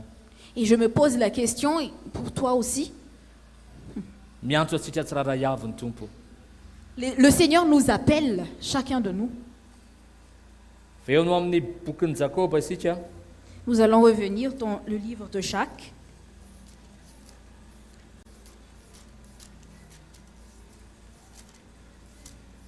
Jakoba toko fadimy teo a. Andiny fahasivy. Jacques chapitre 5, verset 9. Aza mifampimononmonina ry rahalahy fa andrao hoe alony ianareo a. Indro mitsara efa mitsangana eo alon'ny varavarana. Ne vous plaignez pas les uns des autres, frères, afin que vous ne soyez pas jugés. Voici, le juge est à la porte. Ny faharetana dia fahazakatsika koa ny toetran'ny hafa. La patience, c'est que nous puissions supporter les autres, Amen. les uns les autres. Amen. Na ho anivon'ny tokantrano misy anao io aho. Et même au sein de ton foyer, Tena faharetana dia fahazakako ny toetrany. la patience, Dia fahazakako ny toetran'ny hafa dia ny olona eo akaikiko zany. c'est que je puisse supporter mon prochain. Misy fotoana mety miakitra ny tsirariny mihitsy ianao indraindray. Il y a des moments où nous devons supporter l'injustice, Sa tsy zany? n'est-ce pas? Mety miakitra ao anatin' zany fiaretana zay atsoin'Andriamanitra azy. Zay tena mila ananatsika raha lasiana bavy a. Et- Mila ananatsika Et izany. parfois, nous devons être patients dans ces situations. Nous devons avoir cela, frères et sœurs. Satria zay ny antsoin'Andriamanitra Parce atsika. que c'est à cela que Dieu nous a appelés. Satria misy fotoana mety mieritreritry isika hoe Parce que parfois, nous pensons, ary tena voatsindry be loatra zany. je suis opprimé. Misy fotoana Pressé. Andriamanitra tena mamela an'izany tranga. Mais il y a des moments où le Seigneur permet cela. Avelan'Andriamanitra hitranga mihitsy. Le Seigneur permet cette situation. Fa ao anatin'izany ve manana faharetana ve isika. Mais dans cette situation, est-ce que nous sommes patients? Nandray tena voadona mihitsy ny fotsika ao anatin'izany. Et parfois même notre cœur est gâté, touché. gâté. Kanefa Andriamanitra dia miantso ianao raha lasa anabavy. Mais Dieu nous appelle à chacun de nous, frères et sœurs, Anana faharetana ao anatin'izany mety tsy rary ny atao amintsika izany. et d'avoir la patience dans l'injustice que nous subissons. Halleluja! Zay le faharetana hitondran'Andriamanitra tena mila ananako ary angatahako ny fanamasin'Andriamanitra. C'est à cette patience que Dieu nous conduit que je demande au Seigneur. Tompo tena mila an'izany faharetana avy aminao zany a Jesosy. Seigneur, j'ai besoin de cette patience qui vient de toi. Ao anatin'izany dia mamolavolatsika Andriamanitra. Mais dans tout cela, Dieu nous brise, nous façonne. Mamolavolany ao anatiko Andriamanitra. Il fait son œuvre en moi, il me façonne à l'intérieur. Nadray misy zavatra tena velan'Andriamanitra hitranga fotsiny amin'izao. Il y a des situations que Dieu permet tout simplement. Fa manoloana an'izany Andriamanitra. Mahakitra ve tsika tsirairay avy. Mais face à cela, est-ce que nous sommes patients? Tena mangataka ny fahasoavan'Andriamanitra tsika raha lasa anabavy. Frères et sœurs, nous avons besoin de la grâce du Seigneur. Nous demandons la grâce du Seigneur. Tena fahasoavan'Andriamanitra nafahatsika tena miatrika an'izany rehetrarehetra Et izany. c'est par la grâce de Dieu que nous puissions faire face à toutes ces situations. Sy amin'ny heriko zany. Ce n'est pas par ma propre force. Zay ny tena mila amin'ity taona ity a. C'est pour cela que en cette année, Tena mila manaiky isika tompo tena ity a Jesosy. nous devons accepter, dire Jésus, me voici. Ity a Jesosy. Jésus, me voici. Ity a tompo. Seigneur, me voici. Tsisy avelako atsony fa tena ho anao ray manontolo. Je ne veux rien garder pour moi, mais je m'abandonne à toi. Amen. Amen. Amen. Amen. Amen. Raha lasa anabavy, izy no feny zavatra rehetrarehetra. Frères et sœurs, c'est lui qui garde tout, Il contrôle. qui contrôle toutes choses. Eo am-pelatana ny fiainanao. Et ta vie est entre ses mains. Amen. Amen. Azakanao mety toetra ny tsy haiko na mivadinao. Afin que tu puisses supporter ton mari ou ta femme. Satria matoy eo dia fantatra hoe amolavolan'Andriamanitra anao. Parce que s'il est là, c'est que Dieu veut faire son œuvre. Ho anahy manokana tena zay. Pour moi, personnellement, c'est à cela. Fa tena namolavolana io vadiko io. Ma femme m'a vraiment façonné. Amen. Amen. Mizavatra be da be même hatramin'izao tena fantatro hoe Andriamanitra ao amin'ny alalany dia mamolavolany ao anatiko rehetrarehetra. Même jusqu'à maintenant, je sais que Dieu fait son œuvre en moi Afahako mbola à tena travers elle. mihetra hatrany hatrany. afin que je puisse m'humilier davantage. Amen. Amen. Afahako mbola mihetra ary mbola mihetra ary mbola mihetra hatrany hatrany. Afin que je puisse m'humilier davantage. Tsy resaka fahareseny zany hoe tena lehilahy motraka be ty. Ce n'est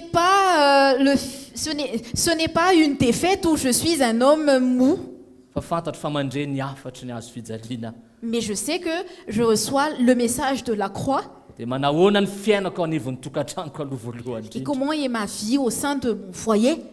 Tsy za re mitondra ny tenin'Andriamanitra eto, Ce n'est pas moi qui prêche la parole de Dieu ici, fa manahoana ny fiainako ao. mais comment est ma vie au sein de mon foyer. Manolotra amin'ny haiko ve aho. Est-ce que je donne ma vie? Tsy andra hoe vehivavy ange tokony hanao an'izao e. Je ne vais pas attendre et dire non, c'est le rôle de la femme de faire ceci ou cela. Fa nisy fotoana tena nanana fisainana ohatran'izay mihitsy. Mais il y a eu des moments où je pensais comme cela. Izay hoe tompo tena mila miovy ito. Mais Seigneur, j'ai dit Seigneur, il faut que cela change. Ozy ny tompo hoe alao ny tananao fa zany miasa. Mais le Seigneur m'a dit, on lève ta main, mais laisse-moi faire mon œuvre. Fa ianao kosa Mais toi, manolora foana ny hainao. donne ta vie. Amen. Amen. Ho modèle ho azy ianao. Pour que tu sois un modèle pour elle. Amen. Raha lasy anabavy. Frères et sœurs, Mila faharetany zany raha lasy anabavy. cela demande une patience. Zany tsy vita ny androany fotsiny zany. Ce n'est pas seulement pour aujourd'hui, Hoe mandre tenin'Andriamanitra dia tonga ny an-trano tonga dia chérie toiko an'izao ataoko an'izao fa ataoko ty ataoko ty ataoko que ty. comme quoi j'ai entendu la parole de Dieu. Aujourd'hui, je vais dire, chérie, je vais faire ceci ou cela à partir de maintenant. fa hitako misy nandray tena misy fotoana tena reratra ianao. Il y a des moments où je suis fatiguée, Fa fantatro hoe tompo mila manolotra. mais je sais que je dois donner ma vie. Amen. Amen. Hitantsika manokana ny tompo a. Que le Seigneur nous bénisse. Tsy mandray teny fotsiny sika eto hoe mila matiny amintsika fa tena le miaina an'le izy eo anivon'ny tokantranontsika tsirara iaby. Nous n'entendons pas juste la parole qui dit nous devons mourir Bah, à nous-mêmes, mais que nous la pratiquons à la maison Mba ho tonga fiainana le izy rehefa avy. pour que cette parole devienne une vie. Alléluia. Amen. Alléluia. Fa Andriamanitra neny manova. Mais c'est Dieu qui transforme. Andriamanitra no manova an'le olona fa tsy enao. C'est Dieu qui va changer la personne, mais c'est pas toi. Dia hitanao le asan'ny tompo ataony any anatiny rehefa avy eo. Et tu verras l'œuvre de Dieu en elle ou en lui plus tard. Alléluia. Alléluia. Amen. Alléluia. Amen. Tsara ny tompo a. Le Seigneur est bon. Mila manapaharetantsika raha lasana bavy amin'ity taona ity a. Nous devons avoir de la patience cette année, frères et sœurs. Mila manapaharetantsika. Nous devons être patients. Aza mieritreritry ianao hoe tonga ny afatry ny azo fijaliana ary fantatry ny fahavalo fa io afatra io a dia mila alanao anatinao. Ne pense pas que tu reçois le message de la croix et ce message, l'ennemi veut l'ôter en toi, veut l'enlever en toi. Tena tsy tiany hoe nonao akory ary Il ne veut pas que tu écoutes ce message satria za mandany tena izany. parce que le renoncement à soi-même, Zany anety zavatra misy zavatra tsy hainan'ny olo zany amin'izao fotoana izao hoe ce n'est pas quelque chose que les gens vivent en ce moment. satria ambarany tenin'Andriamanitra fa ny apagany ihany ozy ny olona dia ho tia tena. Parce que la parole de Dieu dit, dans les derniers temps, les gens deviendront égoïstes, Tia vola. cupides. Zany zavatra hitrangana amin'izao farany izao. Et c'est ce qui va se passer en ces derniers temps. Ary zany zavatra tena mifanohatra tanteraka Et amin'izao afatra izay notsika izao. Et c'est contraire au message que nous entendons. Ary ezaka ny fahavalo ahatonga anao tsy handre ary tsy hakatohany zany. Et l'ennemi va faire tout dans son pouvoir pour que tu n'écoutes pas et que tu n'obéisses pas à ce message. Zay ny tena mila ananantsika faharetana raha lasiana bavy. Et c'est pour cela que nous avons besoin d'être patients, frères et sœurs. Amen. Amen. Amen. Amen. Lazao akaikinao hoe mila manapaharetana ianao hoe Dis à ton voisin, tu as besoin d'être patient. mila manapaharetana ny amin'ny vadinao io ianao. Tu dois être patient envers ton mari ou patient Mila envers... manapaharetana amin'ny zanakao ianao. Tu dois être patient envers tes enfants. Mila manapaharetana ianao amin'ny havatra rehetrarehetra. Tu dois avoir la patience en toutes choses. Amen. Amen. Mila manapaharetana ianao amin'ny ady mety andalovanao io. Tu dois avoir la patience dans cette lutte que tu traverses, ce combat, cette épreuve, Fa aoko fantatrao fa efa au contrôle l'Andriamanitra. mais que tu saches que Dieu est au contrôle. Amen. Amen. Zay ny zavatra mila ho anatinao raha lasiana bavy a. C'est ce que tu devrais ressentir, frères et sœurs. Il y a en Alléluia. toi. Alléluia. Mila manapaharetana ianao. Tu dois avoir la patience. Aza mieritreritra ianao hoe tsy miova mihitsy ty lehilahy ty. Ne pense pas, oh, mon homme, il ne change pas du tout. Efa mivavaka mandoalitra. Je prie tout le temps, je me mets à genoux. Fomaraina amin'ny alina mbola mivavaka mbola tsisy Le fiovana ihany. matin, le soir, je prie, mais il n'y a pas de changement. Tsy miova mihitsy. Il ne change pas du tout. Reto zanaka vao maika me maditra Et ihany. mes enfants, ils deviennent de plus en plus têtus. Mbola tsisy sakafo hohanina ihany ampison'iny. Et demain, il n'y a rien à manger. Raha lasana bava mila manapaharetantsika amin'ity taona ity. Frères et sœurs, nous devons avoir la patience tout au long de cette année. Alléluia. Alléluia. Ilaitsika zany ako tena mivavaka tsika mba tena ny tompo ane anaferatsika ao anatin'izany. Nous avons besoin de cela et nous allons prier pour que le Seigneur puisse nous équiper.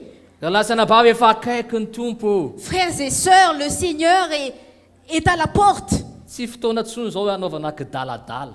Ce n'est plus le moment de faire n'importe quoi. Amen. Amen. Tsy fotoana tsony zao hoe dao andeha lalao daladala ty aloha fa mbola ela be Ce n'est zany. plus le moment d'être distrait et faire autre chose. Fa fotoana tena mila ijorotsika marina ao amin'ny tompo. Mais c'est le moment pour nous d'être affermis dans le Seigneur. Alléluia. Alléluia. Misy ten'Andriamanitra eo amin'ny bokin'ny Kolosianina toko voalohany andiny fahatelo amby roapolo. Nous allons lire dans Colossiens chapitre 1er, verset, Oui. verset 23.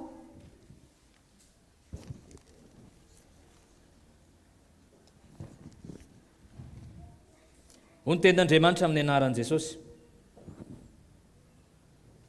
Raha mahakitra amin'ny finoana ianareo ka mafy orina sady tafatoetra ary tsy mety afindra hiala amin'ny fanantenana avy amin'ny filazantsara izay farenareo sady nitoriana eny ambanin'ny lanitra rehetra eny. Azany nanaovanay Paoly ho mpanompo. Si du moins vous demeurez fondés et inébranlables dans la foi, sans vous détourner de l'espérance de l'évangile que vous avez entendu, qui a été prêché à toute créature sous le ciel, et dont moi, Paul, j'ai été fait ministre.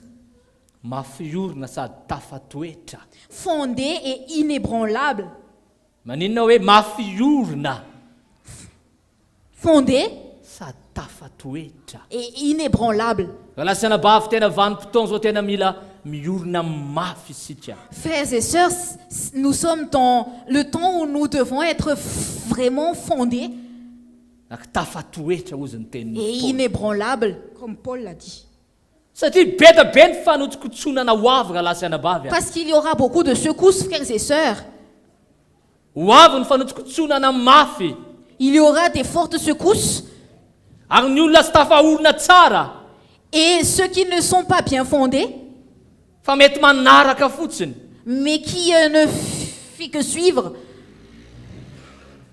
Dia hoentiny zany sekosy zany rehefa avy eo. et les secousses vont l'emmener.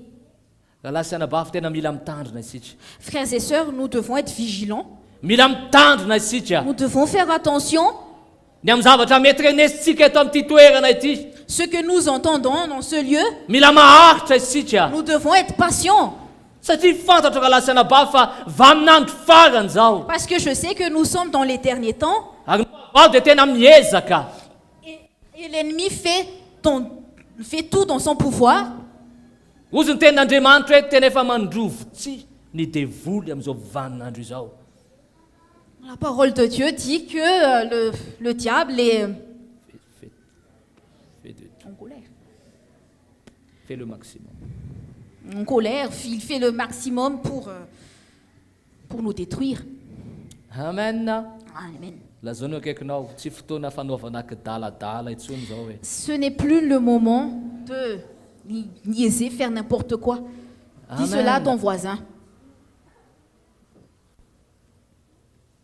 Mila matotra isika raha lasiana bavy. Nous devons être sérieux, frères et sœurs. Mila matotra isika. Amen. Nous devons être sérieux. Alléluia. Amen.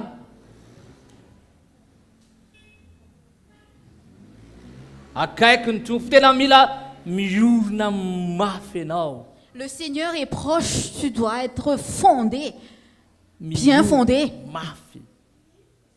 bien fondé et inébranlable. Satria raha misy trano anankiray ka mety ny fototra ratsy a, rehefa tonga ny tafiotra sy ny rano dia irodana io rehefa avy eo. Parce que si une maison est bâtie sur le sable ou un mauvais fondement, cela va disparaître. Ny zavatra renesitsika eto amin'ity fiangonana ity a, Et ce que nous entendons au sein de cette église, fantatra hoe fanorenana mafy.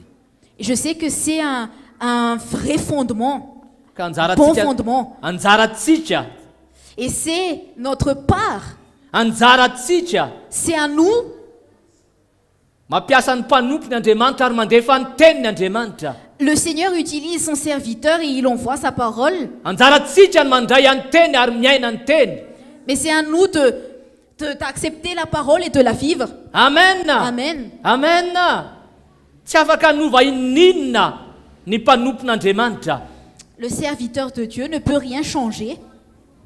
Fa mandray an'izany tsika, manokatra ny fotsika tsika. Mais nous gardons notre cœur ouvert dia Et nous mandray acceptons an'izany la parole, teny zany nous acceptons la parole, dia miasa Andriamanitra et Dieu fait son œuvre. dia manao fanorenana eo amintsika Andriamanitra. Et il fait son fondement sur nous. Je ne parle pas de perfection. Tsy miresaka fahatanterahana ao anatin'izany Je ne parle pas de perfection dans cela. fa mila tonga saina tsika raha lasianabavy any. Mais nous devons être conscients, frères et sœurs. Mila mialehibe tsika raha lasianabavy any. Nous devons grandir. Mila mandroso isika raha Nous lasianabavy any. avons besoin d'avancer. Mety miova ny taona Peut-être que l'année change.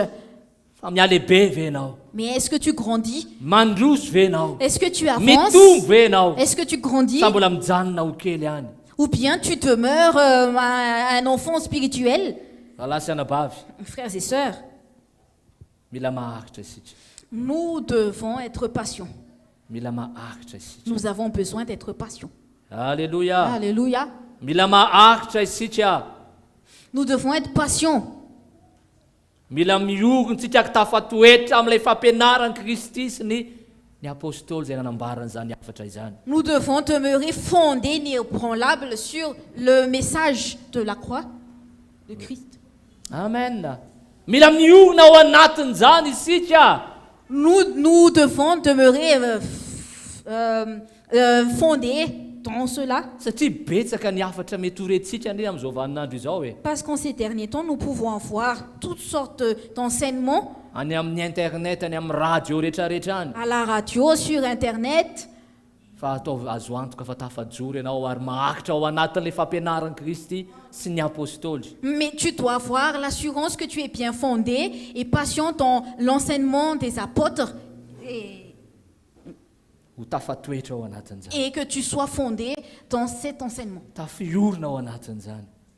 Et Amen. inébranlable Amen. dans cet enseignement. Satria tsy ny hafatra rehetrarehetra raha lasianabavy ny mitondra fanorenana eo amin'ny fiainan'olona anankiray. Parce que ce n'est pas tous les messages qui emmènent un fondement sur la vie d'une personne. Tsy manenjika an'izaniza Je ne persécute personne, fa raha mijoro eto aho dia milaza ny fiainako aho. mais si je me tiens debout ici, c'est que j'exprime ma vie. Amen. Tsy tanteraka Je ne suis pas parfait, fa fantatra hoe misy tahotra ty anatiko aty raha mijoro eto anoloanareo eto amin'ity fotoana mais je androany sais ity. qu'il y a une crainte en moi si je me tiens devant vous ce matin. Satria ho adinina ny amin'izany a. Parce qu'on va me demander, enfin, Amen. Satria tsy zany ny maty ho anareo teo amin'ny hazo fijaliana fa parce, Jesosy parce que Kristy. c'est pas moi qui est mort sur cette croix pour vous, mais c'est Jésus-Christ. Zay ny tena fantatra hoe fotoana zao Je sais que c'est le moment tena mila aretatsika ao amin'ny tompo. où nous avons besoin d'être patients dans le Seigneur. Alléluia. Manoloana ny ady atro ianao. Face au combat, tu dois Manoloana faire ny face. zavatra ny fakam-panamaso samihafa izay mety andalovanao. Toutes les tentations que tu traverses. Ao amin'ny bokin'ny Apokalypsy Et si on lit dans le livre d'Apocalypse, Jesosy dia nyteny nanambara nandefa teny tamina anankiroa no tsy nanana ny teny. mais seul, il n'a pas envoyé ça. Il a envoyé le message, mais il n'y a pas... Mais seul à 2 églises où il n'a pas envoyé sa parole, C'est pas envoyé, mais... qui n'a pas accepté ça. Non, Qui- c'est pas accepté.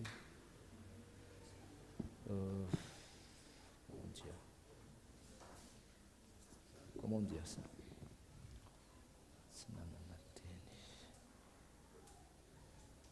Nanany fiangonana anankifito narefasany Jesosy teny. Alors, Jésus a envoyé une parole à 7 églises. Dia ny fiangonana anankidimy Et les 5 églises, dia nisy teny izay nambarany tamin'ireo fiangonana anankidimy ireo. il y a une parole qu'il a dit à ces 5 églises. Izay nanintsy Les 2 autres, tsy nanintsy azy ireo izy satria nandeha tamin'ny fahitsiny ireo. les 2 églises ont suivi leur propre justice. Donc, Fiangonana anankiray fiangonan'ny ao andiny fahatelo fiangonan'ny Fida Apocalypse 3, 3:10. Ho ny tenin'Andriamanitra amin'ny anaran'i Jesosy ny amin'ny faharetana ianao. Zao kosa hiaro anao voavonjy amin'ny andro fakapana zay efa hiantra amin'izao tontolo zao. Fizanto hoe Parce que tu as gardé la parole de la persévérance en moi, je te garderai aussi à l'heure de la tentation qui... nanteniko ny amin'ny faharetana ianao. Parce que tu as gardé la parole de la persévérance en moi, Ny teniny ambarany tenin'Andriamanitra eto tsy hoe zay tenin'Andriamanitra nyrenesina fotsiny tany. la parole de Dieu que nous... Lina. Mais c'est le message de la croix. Amen. Amen. Amen. Amen. Satria zay nambarany tenin'Andriamanitra hoe satria efa nitandrina ny teniko amin'ny faharetana ianao izy izy. Parce que c'est ce que la parole de Dieu nous dit, parce que tu as gardé la parole de la persévérance. Niakitra En moi. mihitsy ianao, nisy fiaretana tao anatin'izany. Il y a eu de la persévérance, tu as persévéré. Alléluia. Alléluia. Nisy fiaretana. Il y a eu de la persévérance. Ary zay mihitsy ny tena angatahany tompo amintsika raha lasa anabavy a. Et c'est ce que le Seigneur nous demande à nous, frères et sœurs. Satria anatin'izao azakazaka izao Parce que dans cette course, dia mila faharetana isika. nous avons besoin de persévérer. Be da be ny zavatra mety tena mila fohitsika. Il y a beaucoup de choses que nous avons besoin de relâcher. Amen. Amen. Manomboka ny taona raha lasa anabavy. L'année vient de commencer, frères et sœurs. Mety falo atsika hoe taona vaovao. Peut-être que nous sommes contents que c'est une nouvelle année. Fa ndao tena hiazakazaka amin'ilay sitrapon'Andriamanitra. Mais allons courir selon la volonté de Dieu Zay mitondra atsika amin'ilay fahatanterahana. qui nous conduit à la perfection, Mitondra atsika amin'ilay tena lay tanjona efa nomanin'Andriamanitra. qui nous conduit vers le but que Dieu a déjà Zay natsoan'Andriamanitra nomanin'Andriamanitra ho aiso ho anao. à quoi Dieu a déjà préparé pour toi et pour moi et il nous appelait. Alléluia. Andeha amin'izany lalana izany. C'est de prendre ce chemin. Mety mafy raha lasa anabavy. Peut-être que c'est dur, frères et sœurs, Hoe zany matiny amintsika izany. de mourir à nous-mêmes. Fa hozy ny tenin'Andriamanitra hoe satria efa nitandrina ny teniko ny amin'ny faharetana ianao izao kosa hiaro anao voavonjy amin'ny andro fakapanao izy izy. Parce que tu as gardé la parole de la persévérance en moi, je te garderai aussi à l'heure de la tentation. Donc raha lasa anabavy ho avy zany fotoana misy isy fakapana goavana be. Frères et sœurs, le moment viendra où il y aura beaucoup de tentations. Fozy ny tenin'Andriamanitra hoe zay tena nitandrina ny teniny tamin'ny faharetana. Mais la parole de Dieu a dit, ceux qui a gardé la parole de la persévérance, Tamin'ny faharetana. dans la persévérance. Tsy hoe zay olona nandeha teny tany fotsiny. Ce n'est pas seulement quelqu'un qui a entendu la parole, Fa niakitra izy. mais il a persévéré. Matiny aminy izy. Il est mort à lui-même. Amen. Zany olo zany ozy ny tenin'Andriamanitra no voavonjy ao anatin'ireny fakapanagoavana be zay mety hitranga atoato izany. Et c'est cette personne qui sera sauvée face à la tentation qui va venir prochainement. Miteny hoe atoato satria efa akaiky le izy raha lasa anabavy. Je dis que c'est bientôt parce que c'est bientôt, frères et sœurs. Efa akaiky le izy. C'est bientôt. Tsy faly venao mandrare fa ho avy Jesosy ho aleto zany. Est-ce que tu n'es Hein? pas content Ça vous est non, il y a un d'entendre autre cela? besoin. Jésus va Allô mialeto revenir. e. Hein? Ici, mieux de partir, non? Sa ao anao zay anao. Fiona moa ny atoka tonga amintsika tamin'ity toerana ity raha lasa anabavy. Mais pourquoi je vais rester dans ce lieu, frères et sœurs?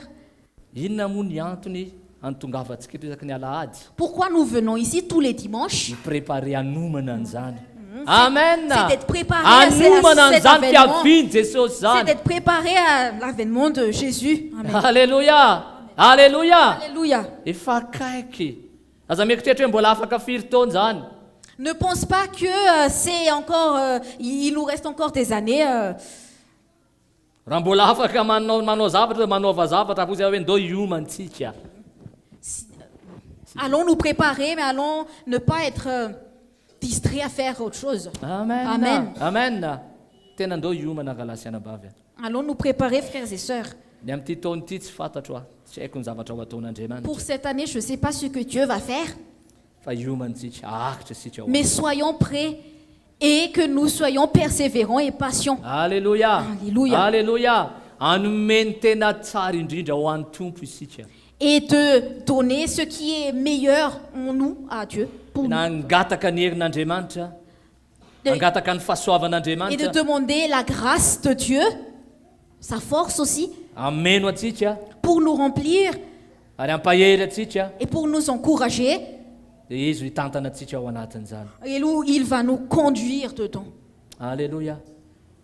Ao amin'ny Filipianina toko fahatelo a, Dans Philippiens chapitre 3, le fony Paoly zay eo andininy faharoa ambin'ny folo ka hatramin'ny fahatelo ambin'ny folo a, au verset 12 et 13, hoy Paoly amin'ny anaran'i Jesosy: tsy toy ny efa nahazo sady aho izy izy, na efa tanteraka sady, fa miezaka hiazona zay niazona an'i Kristy Jesosy aho.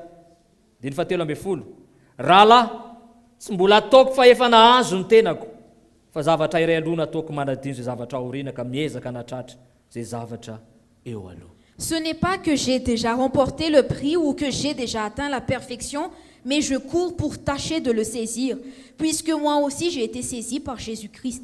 Frère, je ne pense pas l'avoir saisi, mais je fais une chose, oubliant ce qui est en arrière et me portant vers ce qui est en avant.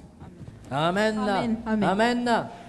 Zany toe-po zany no tena tediavin'Andriamanitra amintsika amin'ity taona vaovao ity. C'est cet état de cœur que Dieu cherche en ces derniers temps. Ohatrany hoe mbola tsy nahazo ininona ozy Paoly. Paul a dit, comme si je n'ai rien, qu'il ne pense pas l'avoir saisi. Tena mbola tsisy ininona, ohatra hoe mbola tsy nandray ininona mihitsy Paoly, eritreretiny tahaka an'izany izy.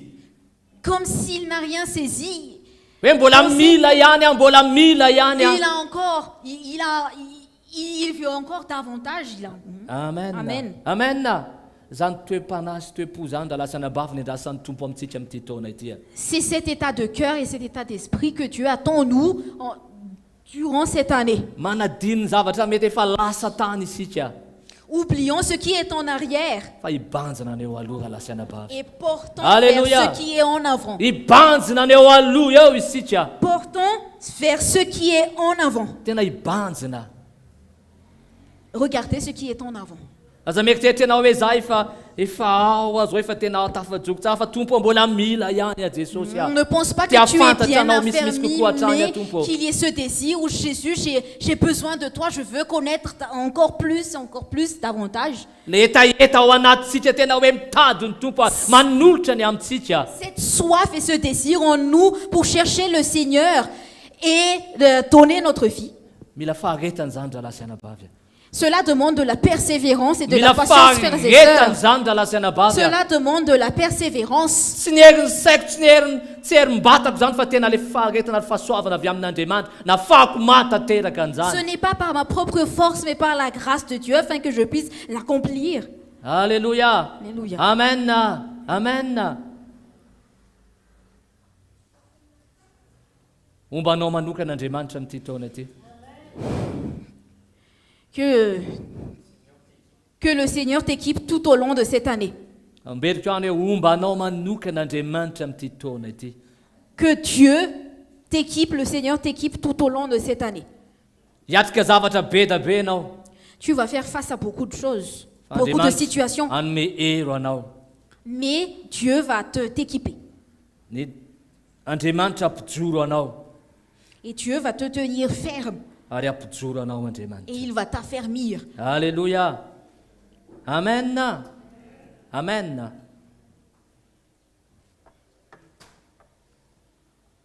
Zay ny tenin'Andriamanitra. Et c'est la parole de Dieu pour aujourd'hui. Leo tsika hitsangana dia totsika lira hoe aminao ny fioko a.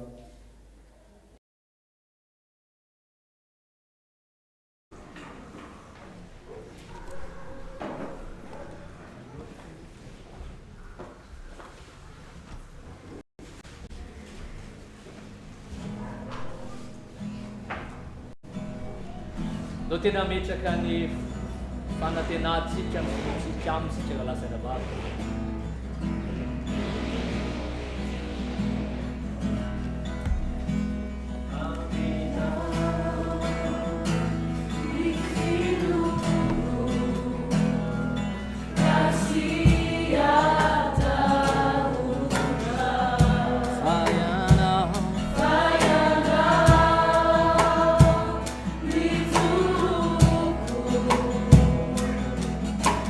anatiny ady sarotra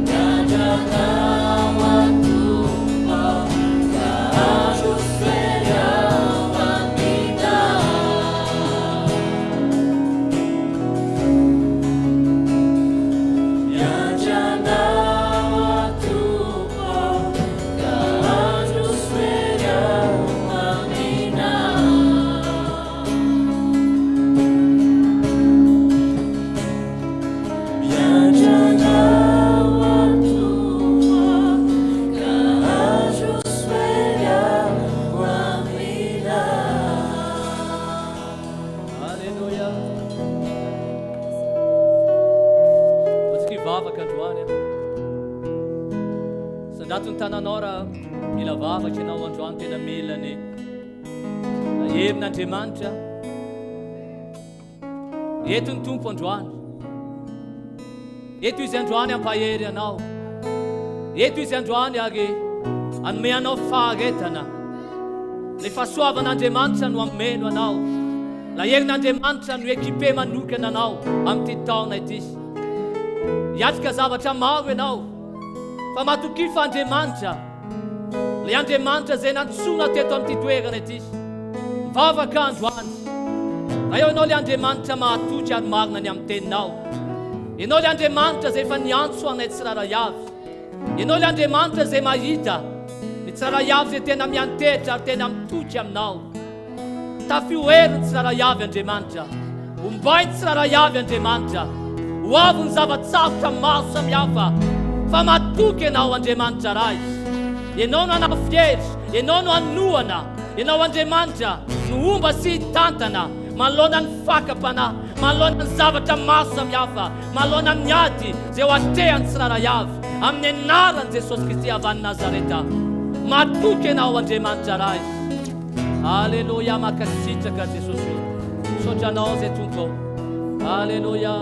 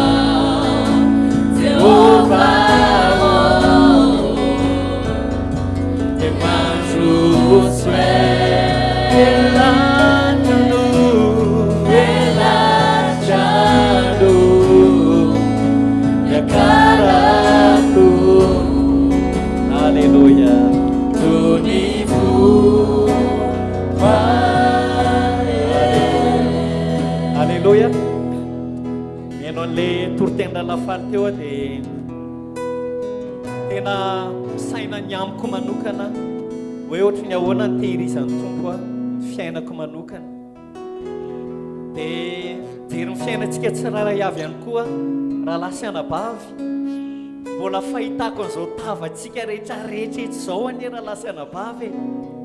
Isan'le tenin'Andriamanitra tao amin'ny Apokalipsy 7:1-10 teo hoe satria noho niny nitanjona ny teniko tamin'ny faharetana ianareo. Amen. Tanjona ny teniko tamin'ny faharetana, marina tany ho any tena nisy ady natrehantsika tsiraray avy, fa mbola mahita ny rahalahy ankehitriny, mbola mahita antsika rehetrarehetra, mahita ny Gaston, mahita ny Lanto, mahita ny tanora sasany, mahita antsika rehetra satria nisy faharetana izay niatrehantsika tao mafy nitomany nisy taona saika niala, fa fantatsika hoe Tompo izay le fa nikonokononao tena ho ilay vo tsara na fafy. Amen. Dia me mitsimoka tsika tsikelikely dia mbola ndretsika ankehitriny. Halleluja. Toetreka ho amin'ny tompontsika. Amen. Zaho anatiny. Satria mahery vaika loatra ny tsy tsinitsinina ny nafafo atsika fa tena vo izy. Amen. Dia ankehitriny mandra-piavy ny tompo raha mieritreritra hoe nandraisantsika an'izao filazantsaha zao tamin'ny 2013 nisy tonga taty aoriana fa iray antsika. Amen. Dia raha tamin'izany aza ny tsy fahalalantsika tamin'izany no mbola nitehirizany tompo atsika mandrak'ankehitriny.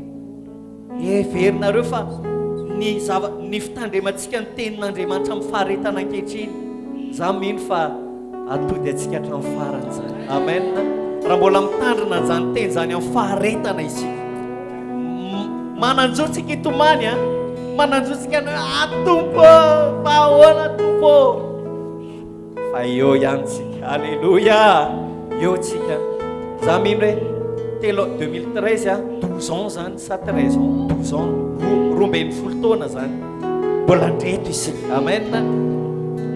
Dia eritreretinareo hoe tsy haiko hoe mbola hanana 12 ans ve tsika. Za tena ohatrany tsy haiko fa fantatry fotsiny hoe arak'ilay tenin'Andriamanitra teo hoe mila manana faharetana ao anatiko ao. Amen. Mbola betsaka ny zavatra hitranga ny sekosy amin'ity taonity fa eo ny tompo. Amen. Amin'ny manofo marary le izy fa nefa ao anatin'ny fo ao tena mamaka tsara ao amin'ny tompo dia ao anatin'ny fankatoavana ny tompo. Alleluia. Nao tsika ndray ny fanasan'ny tompo androany ary misy teny kely naprisian'ny tompo zay tenen'ny tompo atao anatin'ny foko ao amin'ny Leviticus toko fa 17 dia ny andenin'ny fa 1:20 ny vakitsika. Hitanareo reo mandray fanasan'ny tompo tahaka izao tsika dia matsiaro foana ny asa-panavotana zay nataon'ny tompo atsika, satria tsisy tonga teto isika raha tsy nanolotra ny ainy Jesosy Kristy eo atsika.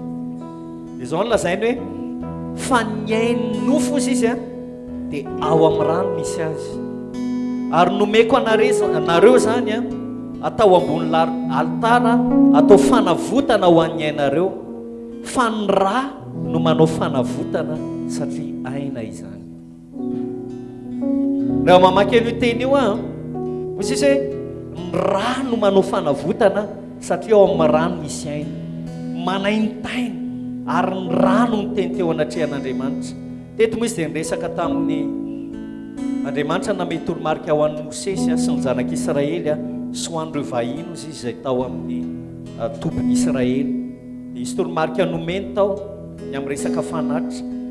Dia ireo rana biby rehetrarehetra zava-mananainy ireo tsy niteny teo anatrehan'Andriamanitra ho an'ny fanavotana asy anao, nataoko hoe ny fanavotana anahy za rery tokana fotsiny azy, tsy afaka nanavitra antsika hatramin'ny farany zany. Fa hozy izy hoe ny raha dia ao amin'ny ainy, nomeny ilay rany zanak'ondry tsy misy kilema dia ny rany Jesosy Kristy zany ho an'ny fanavotana nizan'izy. Amen. Ary nizan'izy mbola ho avy ihany koa. Manambary zany raha lasianabavy fa tellement tena ambony loatra ny fatran'ny otatsika, ambony loatra ny fatran'ny fahotatsika. Raha hozy izy ny rano manao fanavotana satria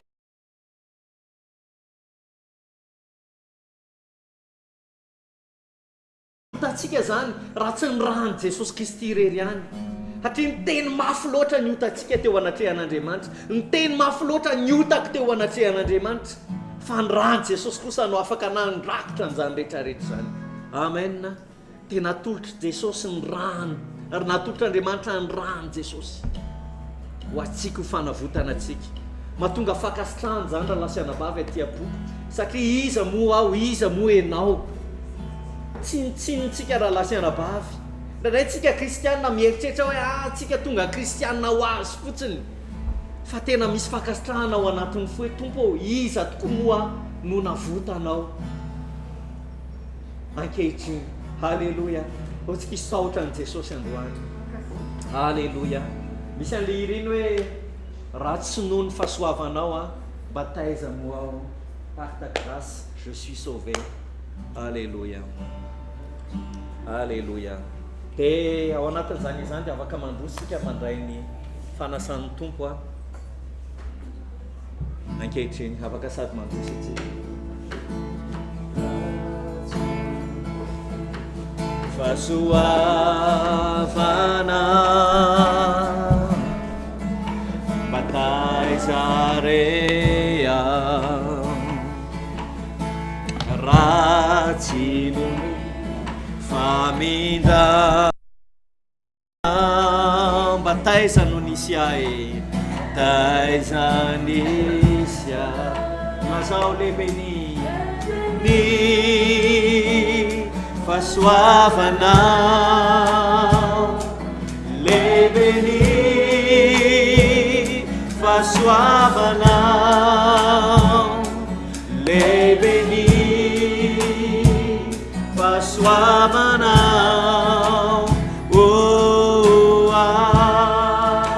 ratsy no ny fahasoavana ratsy no ny fahasoavana bataizarea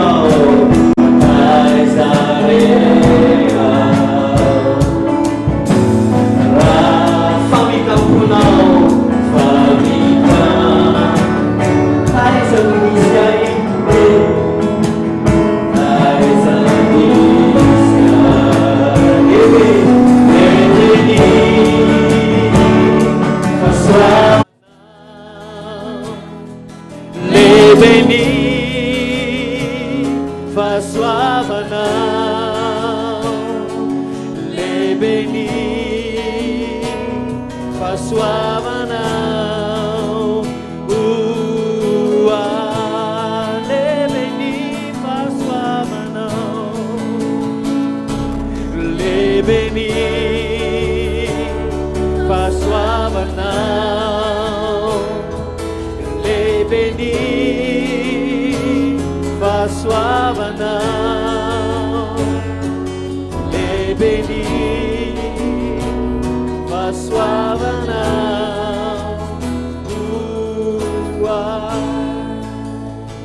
Jesosy eo iray latabatra aminao indray izahay ankehitriny satria ataonay mandrakarivo zany voalohany indrindra ho fahatsiarovanay tompo fa ny tomponay izay nialoha lalana ho anay izay namaky an'ilay lalana na tonga zany lalana zany ho masaka eo anoloanay modely sy ohatra ho anay ny amin'ny fanetretena ny amin'ny fanolorantena ny amin'ny fanorotorona ny momba ny tena dia ianao Jesosy Kristy ô ary zany ihany koa ny lalanay Jesosy satria tsy misy lalana hafa tsy afaka ny andova ny fiainana mandrakizay mihitsy izahay raha mbola mamela nofinay azo vana Andriamanitra fa ankehitriny amin'ny finananay ny mofinay dia mahatsiaro anao zahay rehefa tao an-Getsemane anao voatoritoro mafy mihitsy ny nofinao kanika na tonga anao ny laza hoe esory amiko raha ty kapoky ty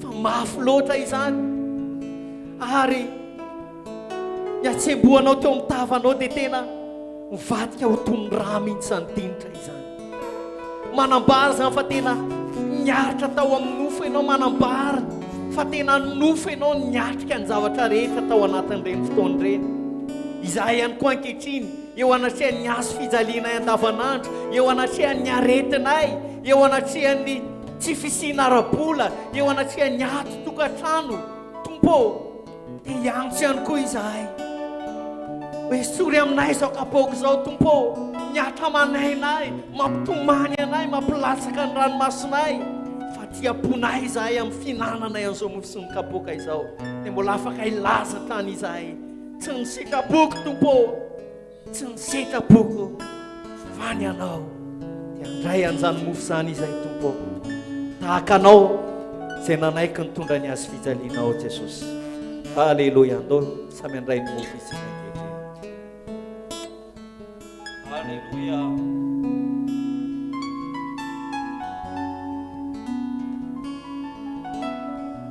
Alléluia. Tahaka izany koa tompo ny raha anao izay nalatsaka ao izay mbola mikirina ankehitriny tondra fanadiovana ho an'ny fahotanay rehetra fa indrindra ny korina mba hitondra fampihavanana matsiaro an'izany zay va ny ranao zay mikorina nampihavana ny olona rehetra na jiosy na jentilisa taminao Andriamanitra ary zay fiangonany reto dia matsiaro amin'ny fisotronan' izao kapoaka izao ilay ranao zay niteteny latsaka sy mampatsiaro anay fa tafahavana amin'Andriamanitra izahay ka mitondra fisaorana tiaponay izany kapoaka izany amin'ny fisotroanay an'izany tompo dia matsiaro izahay amin'ny varavarana izay sokafanao ho an'ny famonjena anay tsiraray avy saotra tompo.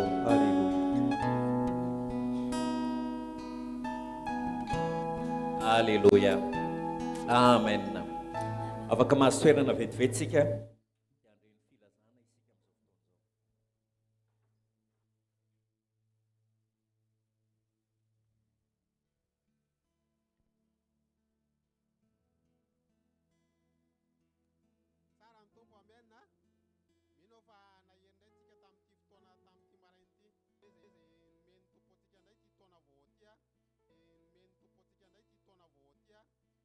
Fatika ndray mione toa